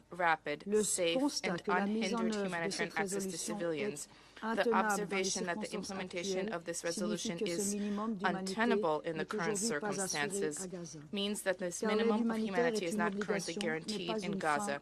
Humanitarian aid is an obligation. It is not an end in itself. It will save lives and inject some dignity into a conflict that imperatively needs a political solution in the terms repeatedly emphasized by this Council and in accordance with international law. Thank you. Agradezco a la representante de Suiza por su declaración. Doy ahora la palabra al representante de Mozambique. Thank you, Mr. President. Mr. President, we thank Ecuador presidency for convening this emergency meeting. Our appreciation is extended to the UN Secretary General, His Excellency Mr. Antonio Guterres, for calling the Security Council's attention to the escalating danger and the catastrophic implication of the Gaza situation poses to global peace and security in accordance with Article 99 of the UN Charter. Mr. President, since the resumption of hostilities on the 1st December 2023, following a week of humanitarian pause, the reports in Gaza, including the southern region, bearing the brunt of the Israel military operations, are of an increasingly worse scenario. The situation is quickly getting out of control, posing potential long-term effects on the security and stability of the region, as well as the Palestinian people in general. There is a possibility of a collapse in the humanitarian system, as highlighted by the Secretary General, and underscores the need to collective action to avert this imminent humanitarian disaster. It is in this vein Mozambique echoes the UN Secretary General's appeal for an immediate ceasefire to prevent the humanitarian crisis. To alleviate the continued suffering of innocent civilians in Gaza, a permanent humanitarian ceasefire between the parties is required. The repeated warnings from UN agencies, humanitarian organizations, and other players of an impending monumental humanitarian crisis in Gaza should prompt us to take immediate action. Mr. President, given the scale of loss of life in Gaza, Mozambique calls upon this Council and the international community to fully leverage their influence for the cessation of hostilities in Gaza, ensuring humanitarian assistance and restoring dialogue between the parties. We urge the Israeli authorities to implement the Security Council Resolution 2712 of November 15, 2023, to enable the delivery of life-saving supplies and services that are vital to the survival and well-being of defenseless civilians, particularly children. Practical steps must be taken now to ensure the implementation of this resolution, including an effective mechanism. Mr. President, we reiterate our call to the parties to comply with their obligations regarding to protect of civilians in accordance with the international human rights law and international humanitarian law. We urgently call the parties to demonstrate leadership and courage by engaging in dialogue to achieve a long-lasting solution, allowing both Israelis and Palestinians to live side by side in peace and security as good neighbors in accordance with the United Nations Charter. Finally, to realize this noble goal, we appeal the members of the Security Council to exert their influence on the concerned parties. I thank you, Mr. President. Agradezco al representante de Mozambique por su declaración. Doy ahora la palabra a la representante de Reino Unido. Thank you, President, and thank you to the Secretary General for your briefing and for your letter to the Security Council under Article 99. Colleagues, these are dark days. The horror of Hamas' 7 October attacks hangs over us, including the shocking reports of sexual violence by Hamas against Israeli women and girls, and the terrible and heart-wrenching suffering of innocent Palestinians, including many women and young children, is a humanitarian tragedy unfolding before our eyes. The Secretary-General, who has our strong support, set out clearly the trajectory towards humanitarian catastrophe facing Palestinians in Gaza. We need to respond, and to respond with urgency. The sheer scale of civilians killed is shocking, and the fact that 80% of the population has been displaced in Gaza cannot continue. The UK continues to support Israel's right to defend itself against Hamas terrorism as it seeks the return of over 100 hostages who are still held in Gaza. But we are absolutely clear that Israel must be targeted and precise in achieving that goal. The Prime Minister and the Foreign Secretary of the UK have delivered this message and will continue to do so. Civilians must be protected. In parallel, we need a marked increase in the provision of sustainable and unhindered delivery of life-saving aid and essential services to prevent a humanitarian catastrophe from taking place. This includes increasing the types of aid allowed. The sanitation and shelter picture, together with the lack of medical provision in Gaza, is dire, and there's a desperate need for sanitation and shelter kits and vital medicines. It is welcome that Kerem Shalom will now be opened for screening aid deliveries. We urge Israel to go further and to fully open Kerem Shalom to allow goods to cross, so that the huge volumes of aid that are needed can reach the people of Gaza. This should include, at minimum, the 200,000 litres of fuel per day for which the UN has called. It is imperative that we work to agree further urgently needed humanitarian pauses, building on the pivotal work of Egypt, Qatar, and the United States. President, as we work to halt the humanitarian catastrophe in Gaza, we need also to work to avoid escalation in the West Bank, including in occupied East Jerusalem. Israel's announcement approving further settlements in the lower aqueduct area of East Jerusalem is alarming and serves only to raise the tensions in the West Bank when international effort is focusing on avoiding further conflict. Let me be clear. Settlements are illegal under international law. They present an obstacle to peace, and they threaten the physical viability and delivery of a two-state solution. This decision must be reversed with immediate effect.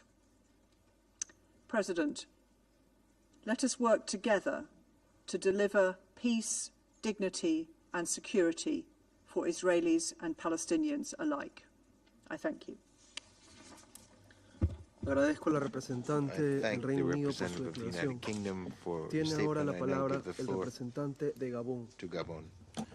Merci, Monsieur le Président. Je remercie le secrétaire général pour son engagement et ses efforts pour faire prévaloir la lettre et l'esprit de la Charte des Nations Unies dans la guerre entre Israël et le Hamas, dont l'échelle de violence meurtrière et de destruction ont atteint des proportions inhumaines. Nous exprimons notre profonde appréciation et notre soutien pour l'importante mesure de responsabilité du secrétaire général d'activer l'article 99 de la Charte des Nations Unies. Le Conseil de sécurité se doit de répondre sans plus attendre à l'appel solennel et sans précédent du secrétaire général devant l'ampleur de la catastrophe humanitaire insoutenable qui se déploie sous nos yeux dans le siège de Gaza. Il est fondamental de parvenir à un cessez-le-feu immédiat pour arrêter la tragédie à Gaza. Face à l'échelle de gravité pour la sécurité régionale et internationale et le risque d'embrasement, nous devons raviver l'espoir suscité par l'adoption par ce Conseil de la résolution 2712 du 15 novembre 2023. Chers collègues, aucun calcul n'est acceptable lorsqu'il s'agit de sauver les vies humaines. Le Gabon condamne fermement toutes les attaques qui visent les populations civiles et appelle toutes les parties à faire preuve de retenue et de s'en tenir au respect de leurs obligations en vertu du droit international humanitaire. Il est plus qu'urgent d'établir un cessez-le-feu humanitaire. Ce Conseil se doit sans relâche de poursuivre les efforts dans ce sens afin de sauver des vies humaines, particulièrement celles des enfants, des femmes et des populations civiles dans Gaza et dans la région. De même, nous devons insister pour que l'aide humanitaire soit acheminée sans entrave et en quantité suffisante dans le respect du droit humanitaire. Nous redisons qu'il est impératif que tous les otages soient libérés. Nous redisons que la constitution de populations civiles en bouclier humain est inadmissible. Nous redisons qu'une action militaire de punition collective concernant des populations civiles est inacceptable. Nous redisons que le droit à la légitime défense d'Israël doit respecter le principe de proportionnalité, de distinction et de précaution. Le Conseil de sécurité doit faire preuve de plus d'engagement en faveur de la reddition de comptes pour la violation de graves violations du droit international depuis les attaques barbares du Hamas du 7 octobre que mon pays a fermement condamné. Pour le Gabon, la solution au conflit israélo-palestinien est subordonnée à la reprise du dialogue et du processus de paix pour parvenir à la solution à deux États coexistant de manière pacifique sur la base de frontières internationalement reconnues. La solution à deux États doit être concrétisée sans plus attendre. Without further delay. To achieve this, dialogue and negotiation are key, with the central role of the United Nations. Thank you. Agradezco al representante de Gabón por su declaración. Tiene ahora la palabra el representante de Japón. Thank you, Mr. President. And I thank you, Secretary General Guterres, for your briefing. Mr. President, it has been more than 2 months since Hamas's brutal terror attack on October 7th, where more than 1,200 people were killed in Israel and around 250 taken hostage, and more than half of whom are still held captive. We once again unequivocally condemn the terror attacks by Hamas and other militants and demand the immediate and unconditional release of all hostages. Since that attack, Gaza has descended into one of the most devastating humanitarian crises in the world. More than 17,000 Palestinians have been reportedly killed. The majority of them are women and children, and thousands more are under the rubble of destroyed buildings. This is an appalling loss of life. Now, winter is approaching in Gaza, and the streets and UNRWA facilities are packed with the newly displaced, many of whom are fleeing from a second time. Most basic goods are not available. To echo the words of the Secretary General, the nightmare in Gaza is a crisis of humanity.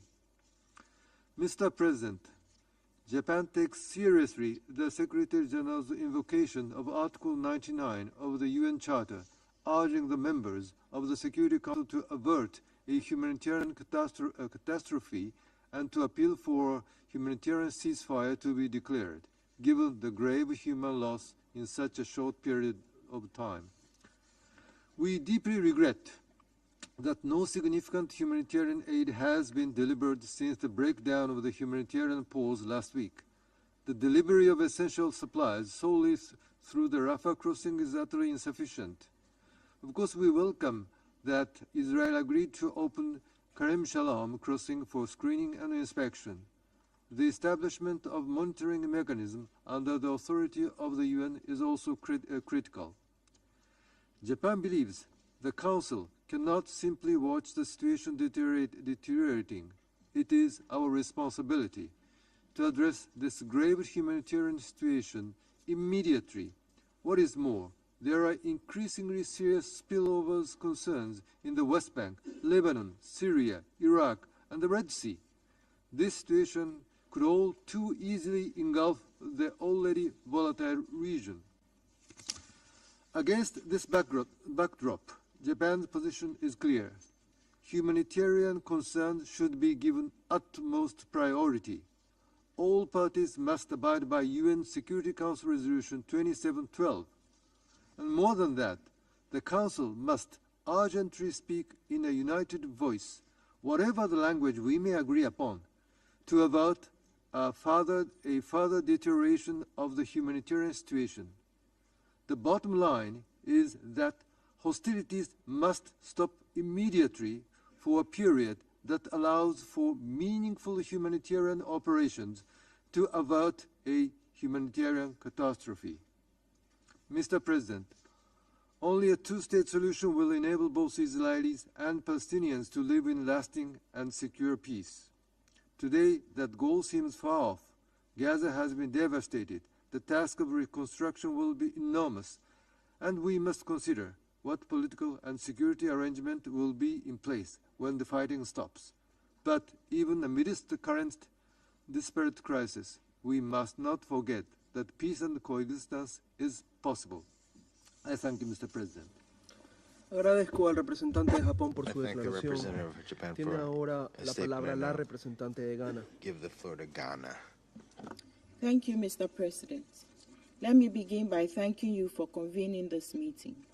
I also thank the Secretary General for his briefing and his intervention and efforts in helping to find a solution to the ongoing war between the State of Israel and Hamas. Mr. President, the resumption of hostilities, which followed the end of the temporary humanitarian pause that was brokered by the State of Qatar and the United States, has been of great concern to Ghana. We are equally worried about the challenge of committing to the spirit of the humanitarian pauses and the obligation to preserve civilian lives and infrastructure, which makes a humanitarian ceasefire more necessary now, as called for by the Secretary General. It is in that regard that we welcome the decision by the Secretary General to invoke Article 99 of the UN Charter, which has only been invoked 4 times in the over 7 decades of history of the United Nations, the last time being in 1989.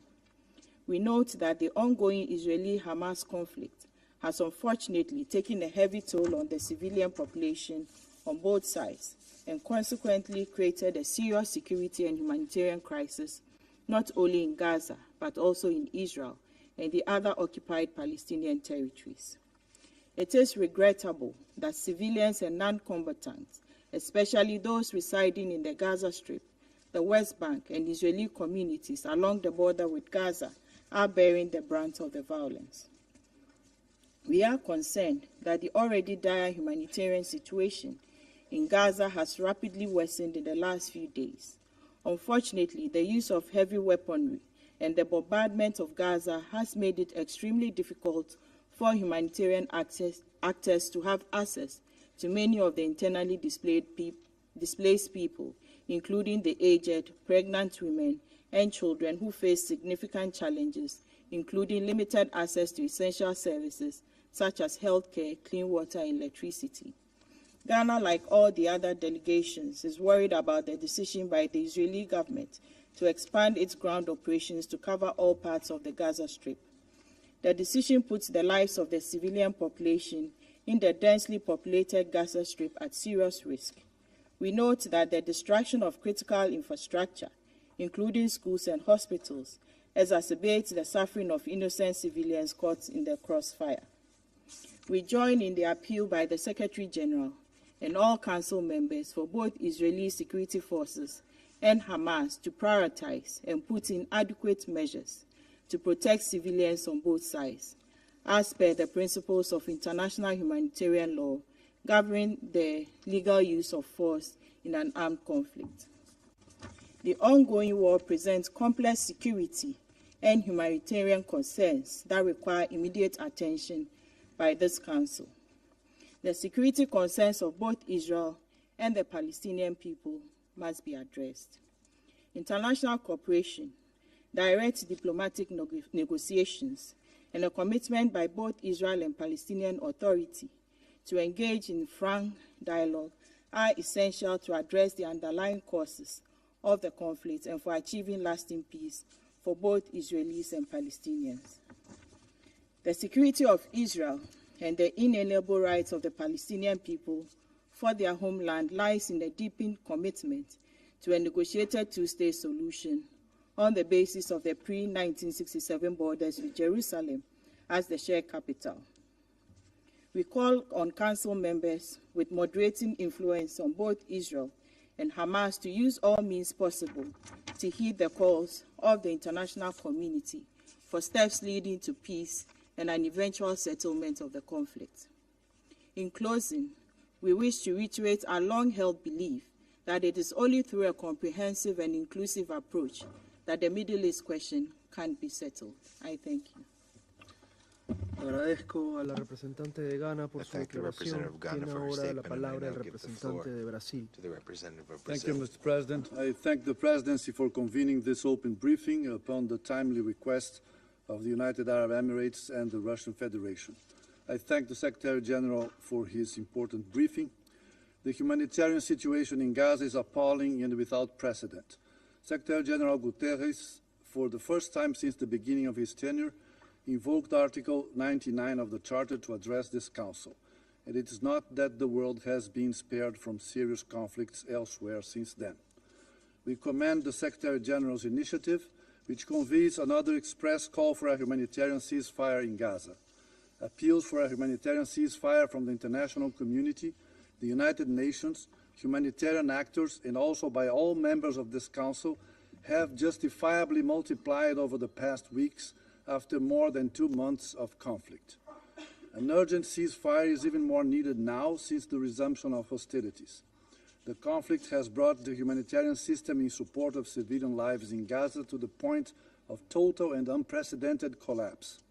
Over 80% of Palestinians in Gaza were uprooted from their homes and are becoming ever more deprived of the minimum necessary to survive.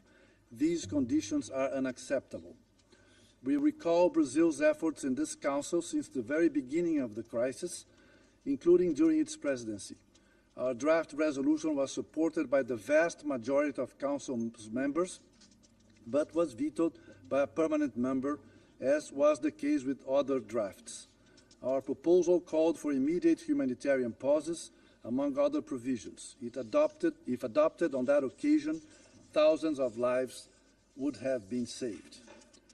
Brazil also spared no efforts in joining the international initiatives in support of a humanitarian ceasefire and to ensuring the protection of civilians. We are being constantly reminded that there is no safe place in Gaza. The repetition of this extremely worrying statement, compounded by the increasing and devastating human toll prompted by the conflict, constitutes another wake-up call to this Council. We must step up and act responsibly to respond to this unfolding tragedy. The dramatic humanitarian situation leaves us with no alternative. We need an immediate halt in hostilities for as long as necessary, allowing for proper humanitarian action. The provisions of Resolution 2712, recently adopted by this very Council, must be fully implemented. In the absence of this, we, particularly those responsible for any failure, risk complicity and a very negative judgment by history. It is difficult to express the frustration that many of us continue to feel. That frustration is not just with Council inaction. We urge all those with power to influence the key stakeholders to allow for the necessary conditions for a meaningful action by the Council. Mr. President, once again, it is necessary to reiterate that obligations under international law, and especially international humanitarian law, must be respected in any conflict. We recall the need to act according to the principles of distinction, proportionality, necessity, and humanity. The protection of the civilian population and civilian infrastructure is an obligation under international humanitarian law, as is the prohibition of forcibly displacing civilians or the taking of hostages. We reiterate the call to allow access to hostages to the International Red Cross.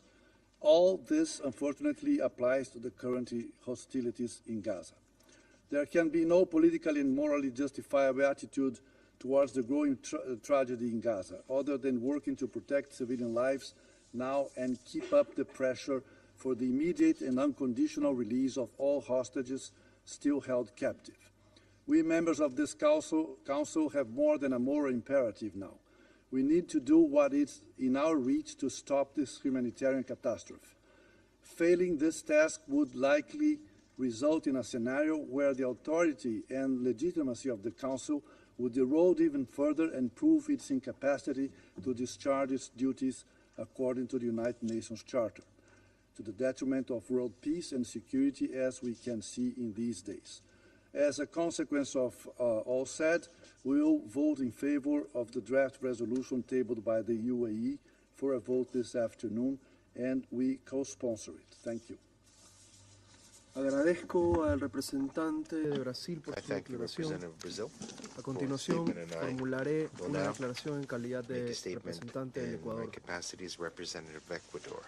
Para comenzar, quisiera agradecer al secretario general por su intervención de esta mañana y reiterar el respaldo del Ecuador para su trabajo y el de todo el sistema de las Naciones Unidas en estos difíciles momentos. El pasado miércoles, por primera vez en más de 30 años, se ha invocado el artículo 39 de la Carta, que permite al secretario general llamar la atención de este Consejo hacia cualquier asunto que, a su juicio, pueda amenazar el mantenimiento de la paz y la seguridad internacional.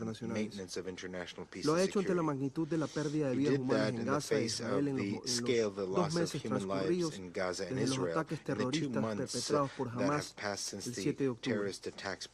Lo ha hecho porque la situación se está deteriorando rápidamente y para evitar que se derive en otro colapso total, una catástrofe con consecuencias que podrían resultar irreversibles para la paz y la seguridad en la región.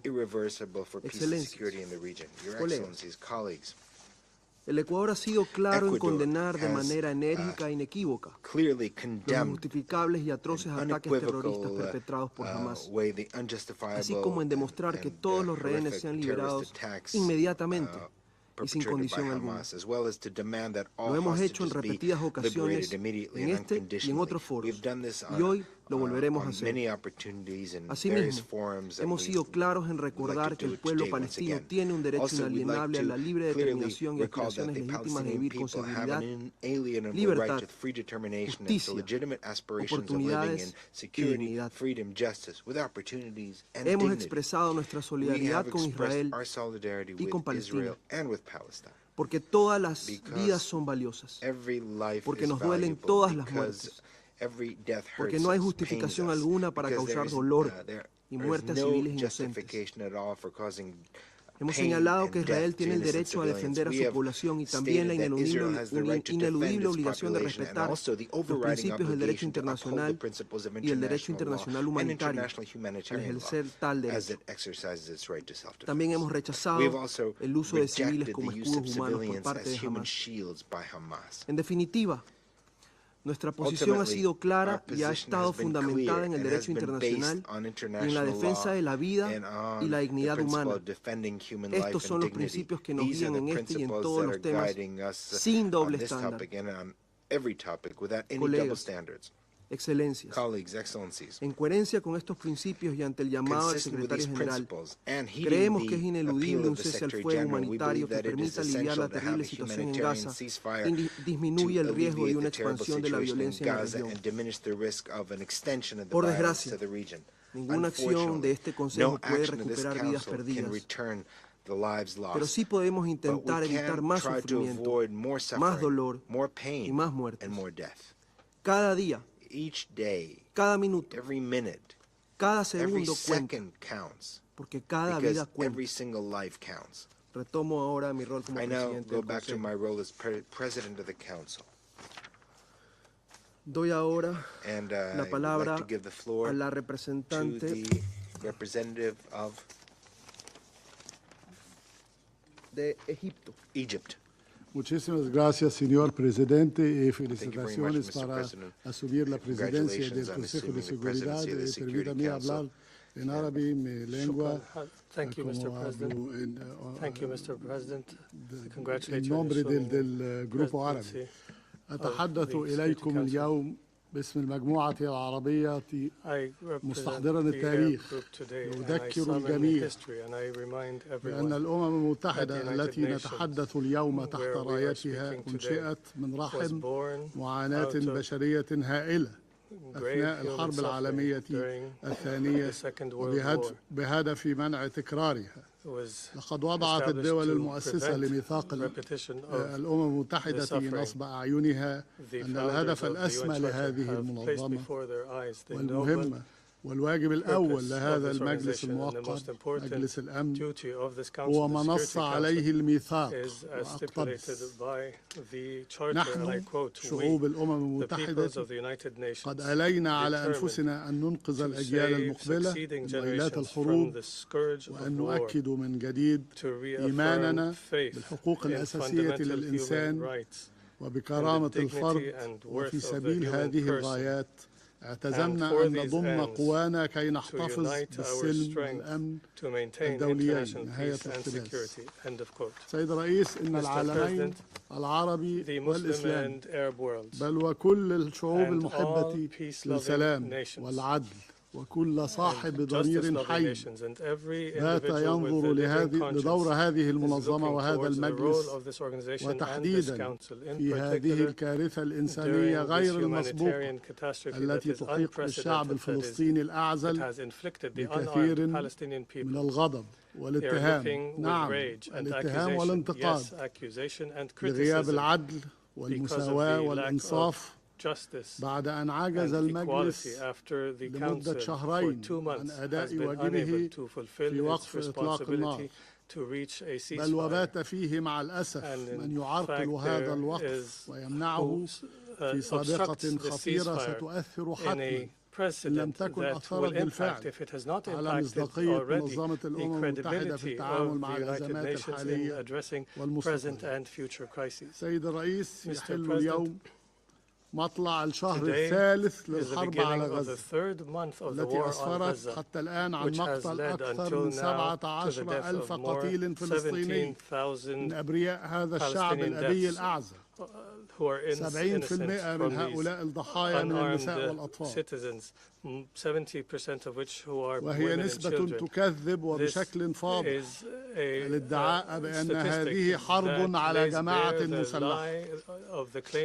هي حرب للعقاب الجماعي It is a war of collective punishment and of genocide, unfortunately, of the Palestinian حيث people. أدت الحرب إلى The war تدمير has أكثر led من to the 60% destruction of more than 60% من المباني والمنشآت of the السكنية establishments في and القطاع buildings in the Gaza Strip. وتدمير وإلحاق الضرر And it has بأكثر من destroyed and damaged 339 more than منشأة تعليمية 339 education facilities, و26 مستشفى 26 hospitals, و56 منشأة 56 صحية health أخرى facilities, و20 مرفق خاص 20 بالمياه water والصرف and الصحي sanitation facilities, و121 مقرا 121 حكوميا government offices, و56 سيارة 56 إسعاف ambulances, و100 مسجد 100 mosques. ناهيك عن In الأمم addition المتحدة to استهداف الأمم المتحدة ذاتها targeting التي the لم تسلم من United القتل Nations والدمار itself, بعد who أن was قتل not من spared the موظفيها killing after ما يزيد more عن than 130 130 UN موظف staff أممي. members have been killed.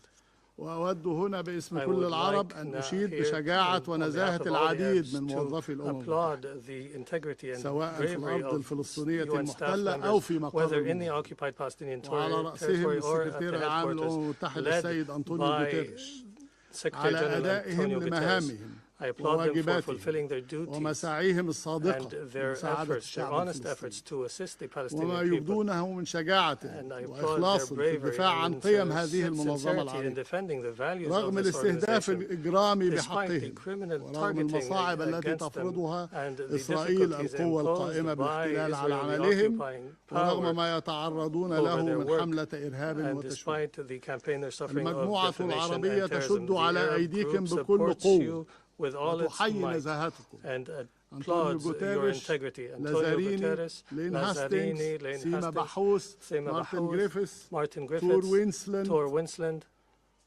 وسنقف We بجواركم will طالما stand in استمر solidarity with you وفاؤكم so long as you continue to بواجباتكم fulfill your وحفاظكم duties على and قيم continue الأمم to المتحدة. protect the values سيد of the United الرئيس Nations. تسجل Mr. المجموعة President, the العربية Arab أمامكم group would جميعا like to place on record أن before العدوان everyone الإسرائيلي that the أفضى Israeli إلى aggression نزوح has أكثر من led to مليون the displacement of more ونصف than مليون 1.5 فلسطيني داخل million قطاع غزة Palestinians inside the Gaza Strip. 85% من سكان القطاع 85% أجبروا of the قسرا inhabitants على were النزوح forcibly displaced والعيش في ظروف بالغة الصعوبة forced to live في in مقرات dire الأونروا circumstances والمدارس in the والمستشفيات وفي العراق UNRWA facilities and in ظروف hospitals تمثل and elsewhere. أبشع صور Circumstances جرائم that الحرب represent the worst والجرائم of ضد crime, الإنسانية wars and crimes against والتي humanity تهدف بشكل that واضح وبكل clearly الأسف aim to, unfortunately, لمحاولة القضاء على الشعب to الفلسطيني eliminate the وتصفية Palestinian القضية. people and end their سيد cause. الرئيس في الضفة Mr. President, الغربية in the والقدس West Bank and الشرقية in East أيضا Jerusalem as well, تتصاعد جرائم المستوطنين the تحت settler نظر crimes are وحماية الجيش escalating under the الإسرائيلي protection of the حيث Israeli أصبحنا army. أمام عملية We are قتل now ممنهج before a بحق أبناء الشعب systemic الفلسطيني killing of the Palestinian الذي people سقط منه بالضفة الغربية in the West والقدس Bank الشرقية منذ and in أكتوبر East الماضي Jerusalem ما since يزيد عن October. More than 250 قتيل 250 شهيد have been killed, علاوة على martyred, العديد من in addition النازحين to بسبب many التوسعات displaced persons because الاستيطانية of the settlement الاستيلاء على expansions البيوت and the وهدم dispossession المنشآت of وهجمات homes and the المستوطنين destruction الإرهابية of establishments وتسجل and المجموعة criminal attacks by العربية the أن هذا settlers. الاحتلال The Arab الغاشم group places on record يتمادى that في this غيه أيضا aggression بالهجوم and المتكرر this على كل من occupation سوريا ولبنان also والتي attacks Syria يستهدف and Lebanon, خلالها القرى through which الآمنة they في are جنوب targeting لبنان the safe والجيش villages in the اللبناني south of Lebanon والصحفيين and the الذين ينقلون Lebanese army and the الحقائق journalists who تحت report ذرائع on the واهية facts وبشكل قد in يجر great danger المنطقة in a بأسرها لمواجهة way that الإقليمية may واسعة lead the entire region to a wider سيد الرئيس conflict. تدعو Mr. المجموعة President, العربية the مجلس Arab الأمن group calls on the Security Council للنهوض بواجباته to uphold its ومسؤولياته تجاه duties حفظ السلم والأمن in the الدوليين maintenance of international peace and وتطالبه security في and هذا السياق بوقف إطلاق demands النار in this الإنساني context فورا to demand an immediate وفقا لمشروع humanitarian القرار العربي ceasefire as المطروح per أمامكم the Arab draft لحقن resolution الدماء tabled in order to تلك end the فرصة bloodshed. للمجلس This is لإنقاذ an ما يمكن opportunity for the إنقاذه Council بعد to أكثر من save 60 what it يوما can after more than من اندلاع 60 الحرب. days of the war. كما ندعو المجلس أيضا للتعامل الحثيث مع الوضع الإنساني المأساوي في قطاع غزة. Catastrophic humanitarian situation in the Gaza Strip. الإمارات العربية المتحدة العضو العربي بالمجلس أيضا نظركم مشروع قرار إنساني آخر بهدف دفع تدفق المساعدات الإنسانية إلى المدنيين الفلسطينيين العزل وكافة المعابر. السيد الرئيس تشدد المجموعة العربية مجددا لأن المطالبة بوقف إطلاق النار وفتح المعابر والسماح بعبور المساعدات الإنسانية ليست استرحاما أو استعطافا ولكنه حق أصيل من حقوق المدنيين نسخته الأطر القانونية الدولية والمبادئ المتعارف عليها لحقوق الإنسان كما أنه واجب والتزام سياسي وقانوني وأخلاقي يقع على عاتق مجلس الأمن والمجتمع الدولي بأسره. سيد الرئيس، السادة أعضاء المجلس، إن العرب هم الذين بادروا بالسلام مع إسرائيل وعربوا لعقود طوال تمسك وتطلع للحل السلمي رغم رفض إسرائيل التجاوب مع دعاوى السلام ورغم الجرائم الإسرائيلية المتكررة ضد المدنيين ورغم التطرف الفكري والعقائدي المتصاعد extremism that is on the rise in Israel. The Arabs continue to commit to peace because they understand well as people of a civilization that violence will not lead to peace and genocide will not succeed in ending the cause of the nation and that dialogue and peaceful coexistence are the only way for stability to be achieved in the region. This is what leads us after ending this destructive للتمسك باستئناف العملية السياسية في أسرع وقت بهدف تحقيق السلام العادل والشامل في منطقة الشرق الأوسط من خلال إنشاء الدولة الفلسطينية على حدود الرابع من يونيو 1967 وعاصمتها القدس الشرقية وخالص الشكر سيد الرئيس. Thank you very much, Mr. President. Agradezco la palabra al representante de Egipto. Tiene ahora la palabra la representante de Qatar. شكرا لكم السيد الرئيس. ألقي هذا البيان باسم الدول الأعضاء بمجلس التعاون لدول الخليج العربية، دولة الإمارات العربية المتحدة، مملكة البحرين والمملكة العربية السعودية وسلطنة عمان ودولة قطر ودولة الكويت.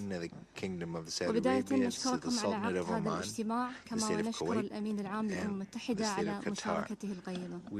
سيد الرئيس، في ظل التطورات الخطيرة التي يشهدها قطاع غزة، فإن دول مجلس التعاون تدين العدوان الإسرائيلي وتحمل إسرائيل المسؤولية القانونية عن اعتداءاتها المستمرة التي طالت المدنيين الأبرياء وأسفرت عن قتل آلاف المدنيين في قطاع غزة معظمهم من النساء والأطفال في انتهاك صريح للقانون الدولي والقانون الدولي الإنساني، وترفض دول التعاون أي مبررات وذرائع لوصف العدوان الإسرائيلي على قطاع غزة بأنه دفاع عن النفس، وتطالب دول التعاون المجتمع الدولي باتخاذ الإجراءات اللازمة ضمن القانون الدولي للرد على ممارسات الحكومة الإسرائيلية غير القانونية وسياسة الإغاثة الجماعي التي تنتهج الinternational community must take necessary steps in the framework of international law to كما نرفض الإجراءات الإسرائيلية التي تهدف لتشريد سكان غزة أو تهجيرهم.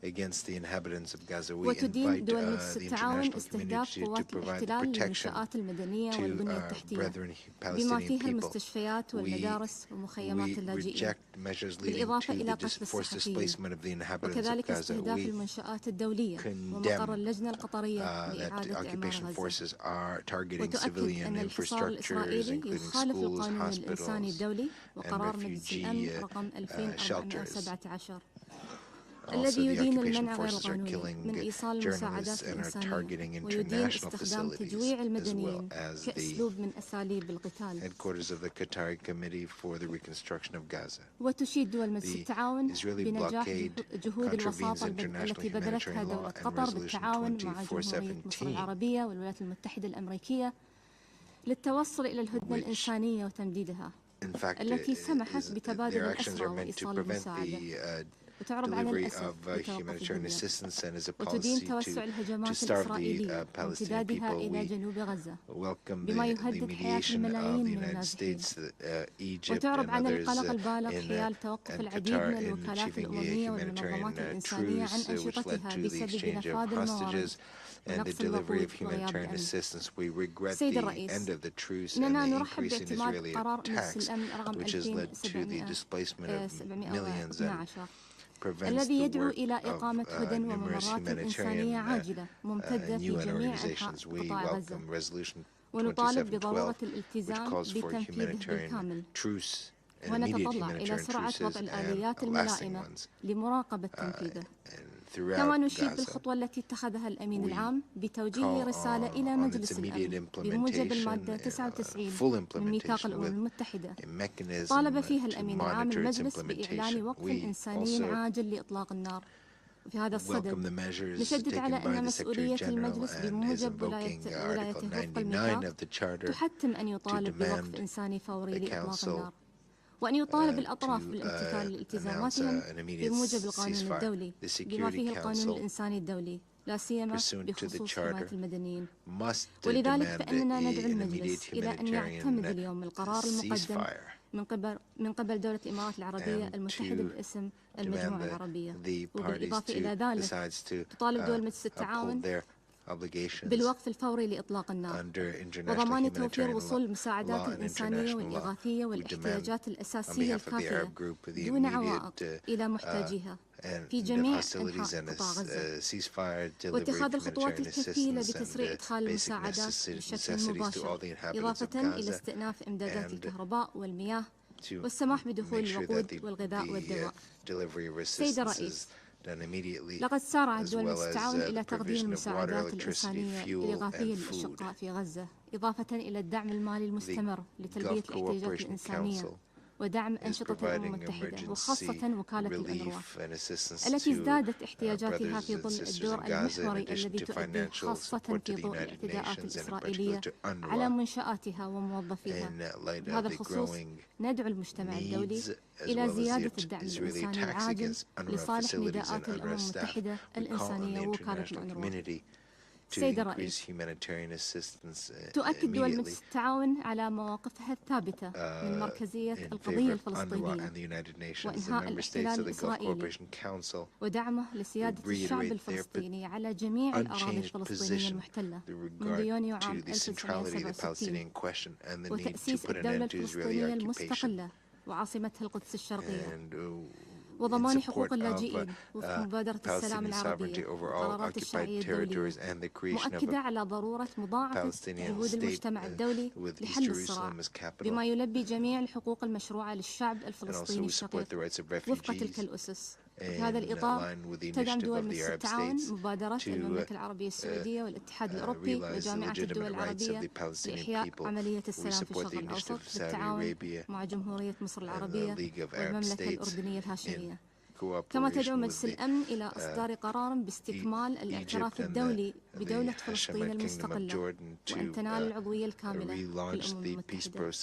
ختاما السيد الرئيس، نغتنم هذه الفرصة لنعرض مجددا عن وقوف دول مجلس التعاون مع الشعب الفلسطيني الشقيق أثناء هذه المحنة الرهينة ودعمها لثباته على أرضه وتضامنها التام معه إلى حين حصوله على جميع حقوقه المشروعة.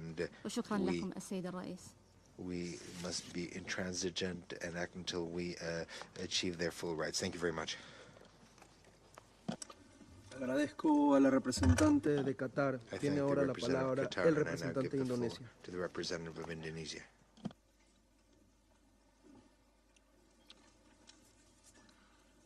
Thank you, Mr. President. I am speaking on behalf of Bangladesh, Malaysia, Maldives, Namibia, Timor-Leste, Turkey, and my own country, Indonesia. Mr. President, in one autumn season, the world stood by and watched over 16,000 people killed in Gaza, whole families and generations wiped out, including more than 6,000 children. The latest words to describe the situation faced by innocent women and children in Gaza is apocalyptic conditions.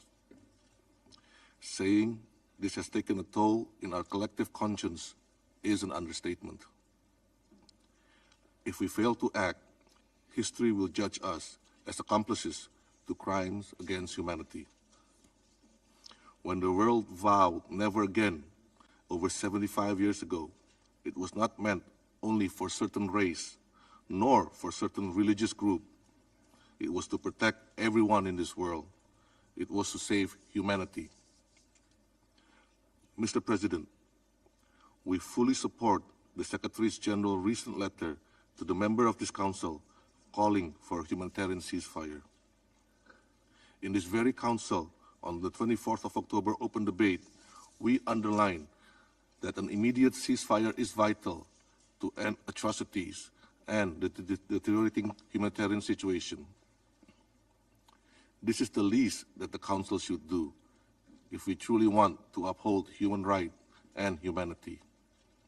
And this is why we are proud to co-sponsor the draft resolution on humanitarian ceasefire. We call on the Council to adopt this declaration today. In this regard, allow me to state 3 points. First, please show compassion to humanity. Focus on the innocent civilian, women, children, the infirm. How many more lives, how many more children must we sacrifice? How many more must die before the relentless assault is halted? 20,000, 50,000, 100,000? Listen to the collective plea of the global community. Stop the attack on women and children in Gaza. Let adequate humanitarian assistance into all parts of Gaza. Second, the threat of spillover of the conflict may not just be regional, but global. The situation in Gaza is being broadcast 24/7, uncensored, through social media and electronic channels. The world watches in horror as women and children become innocent casualties in this devastating conflict.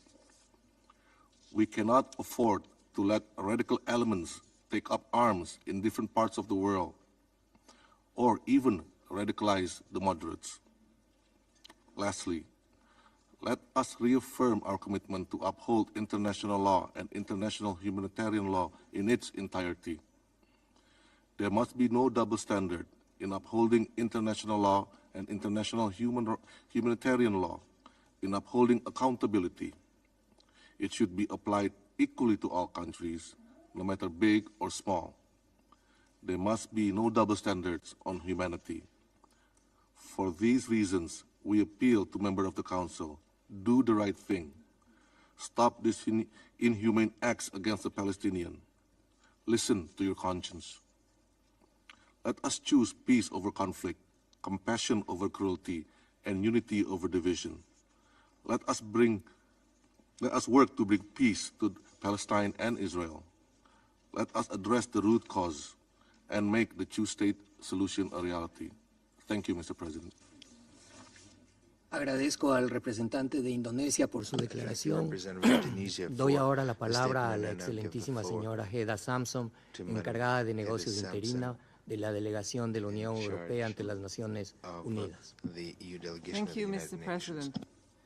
The EU supports the UN Secretary-General's call for the UN Security Council to act to avert the humanitarian catastrophe in Gaza and the collapse of the humanitarian system.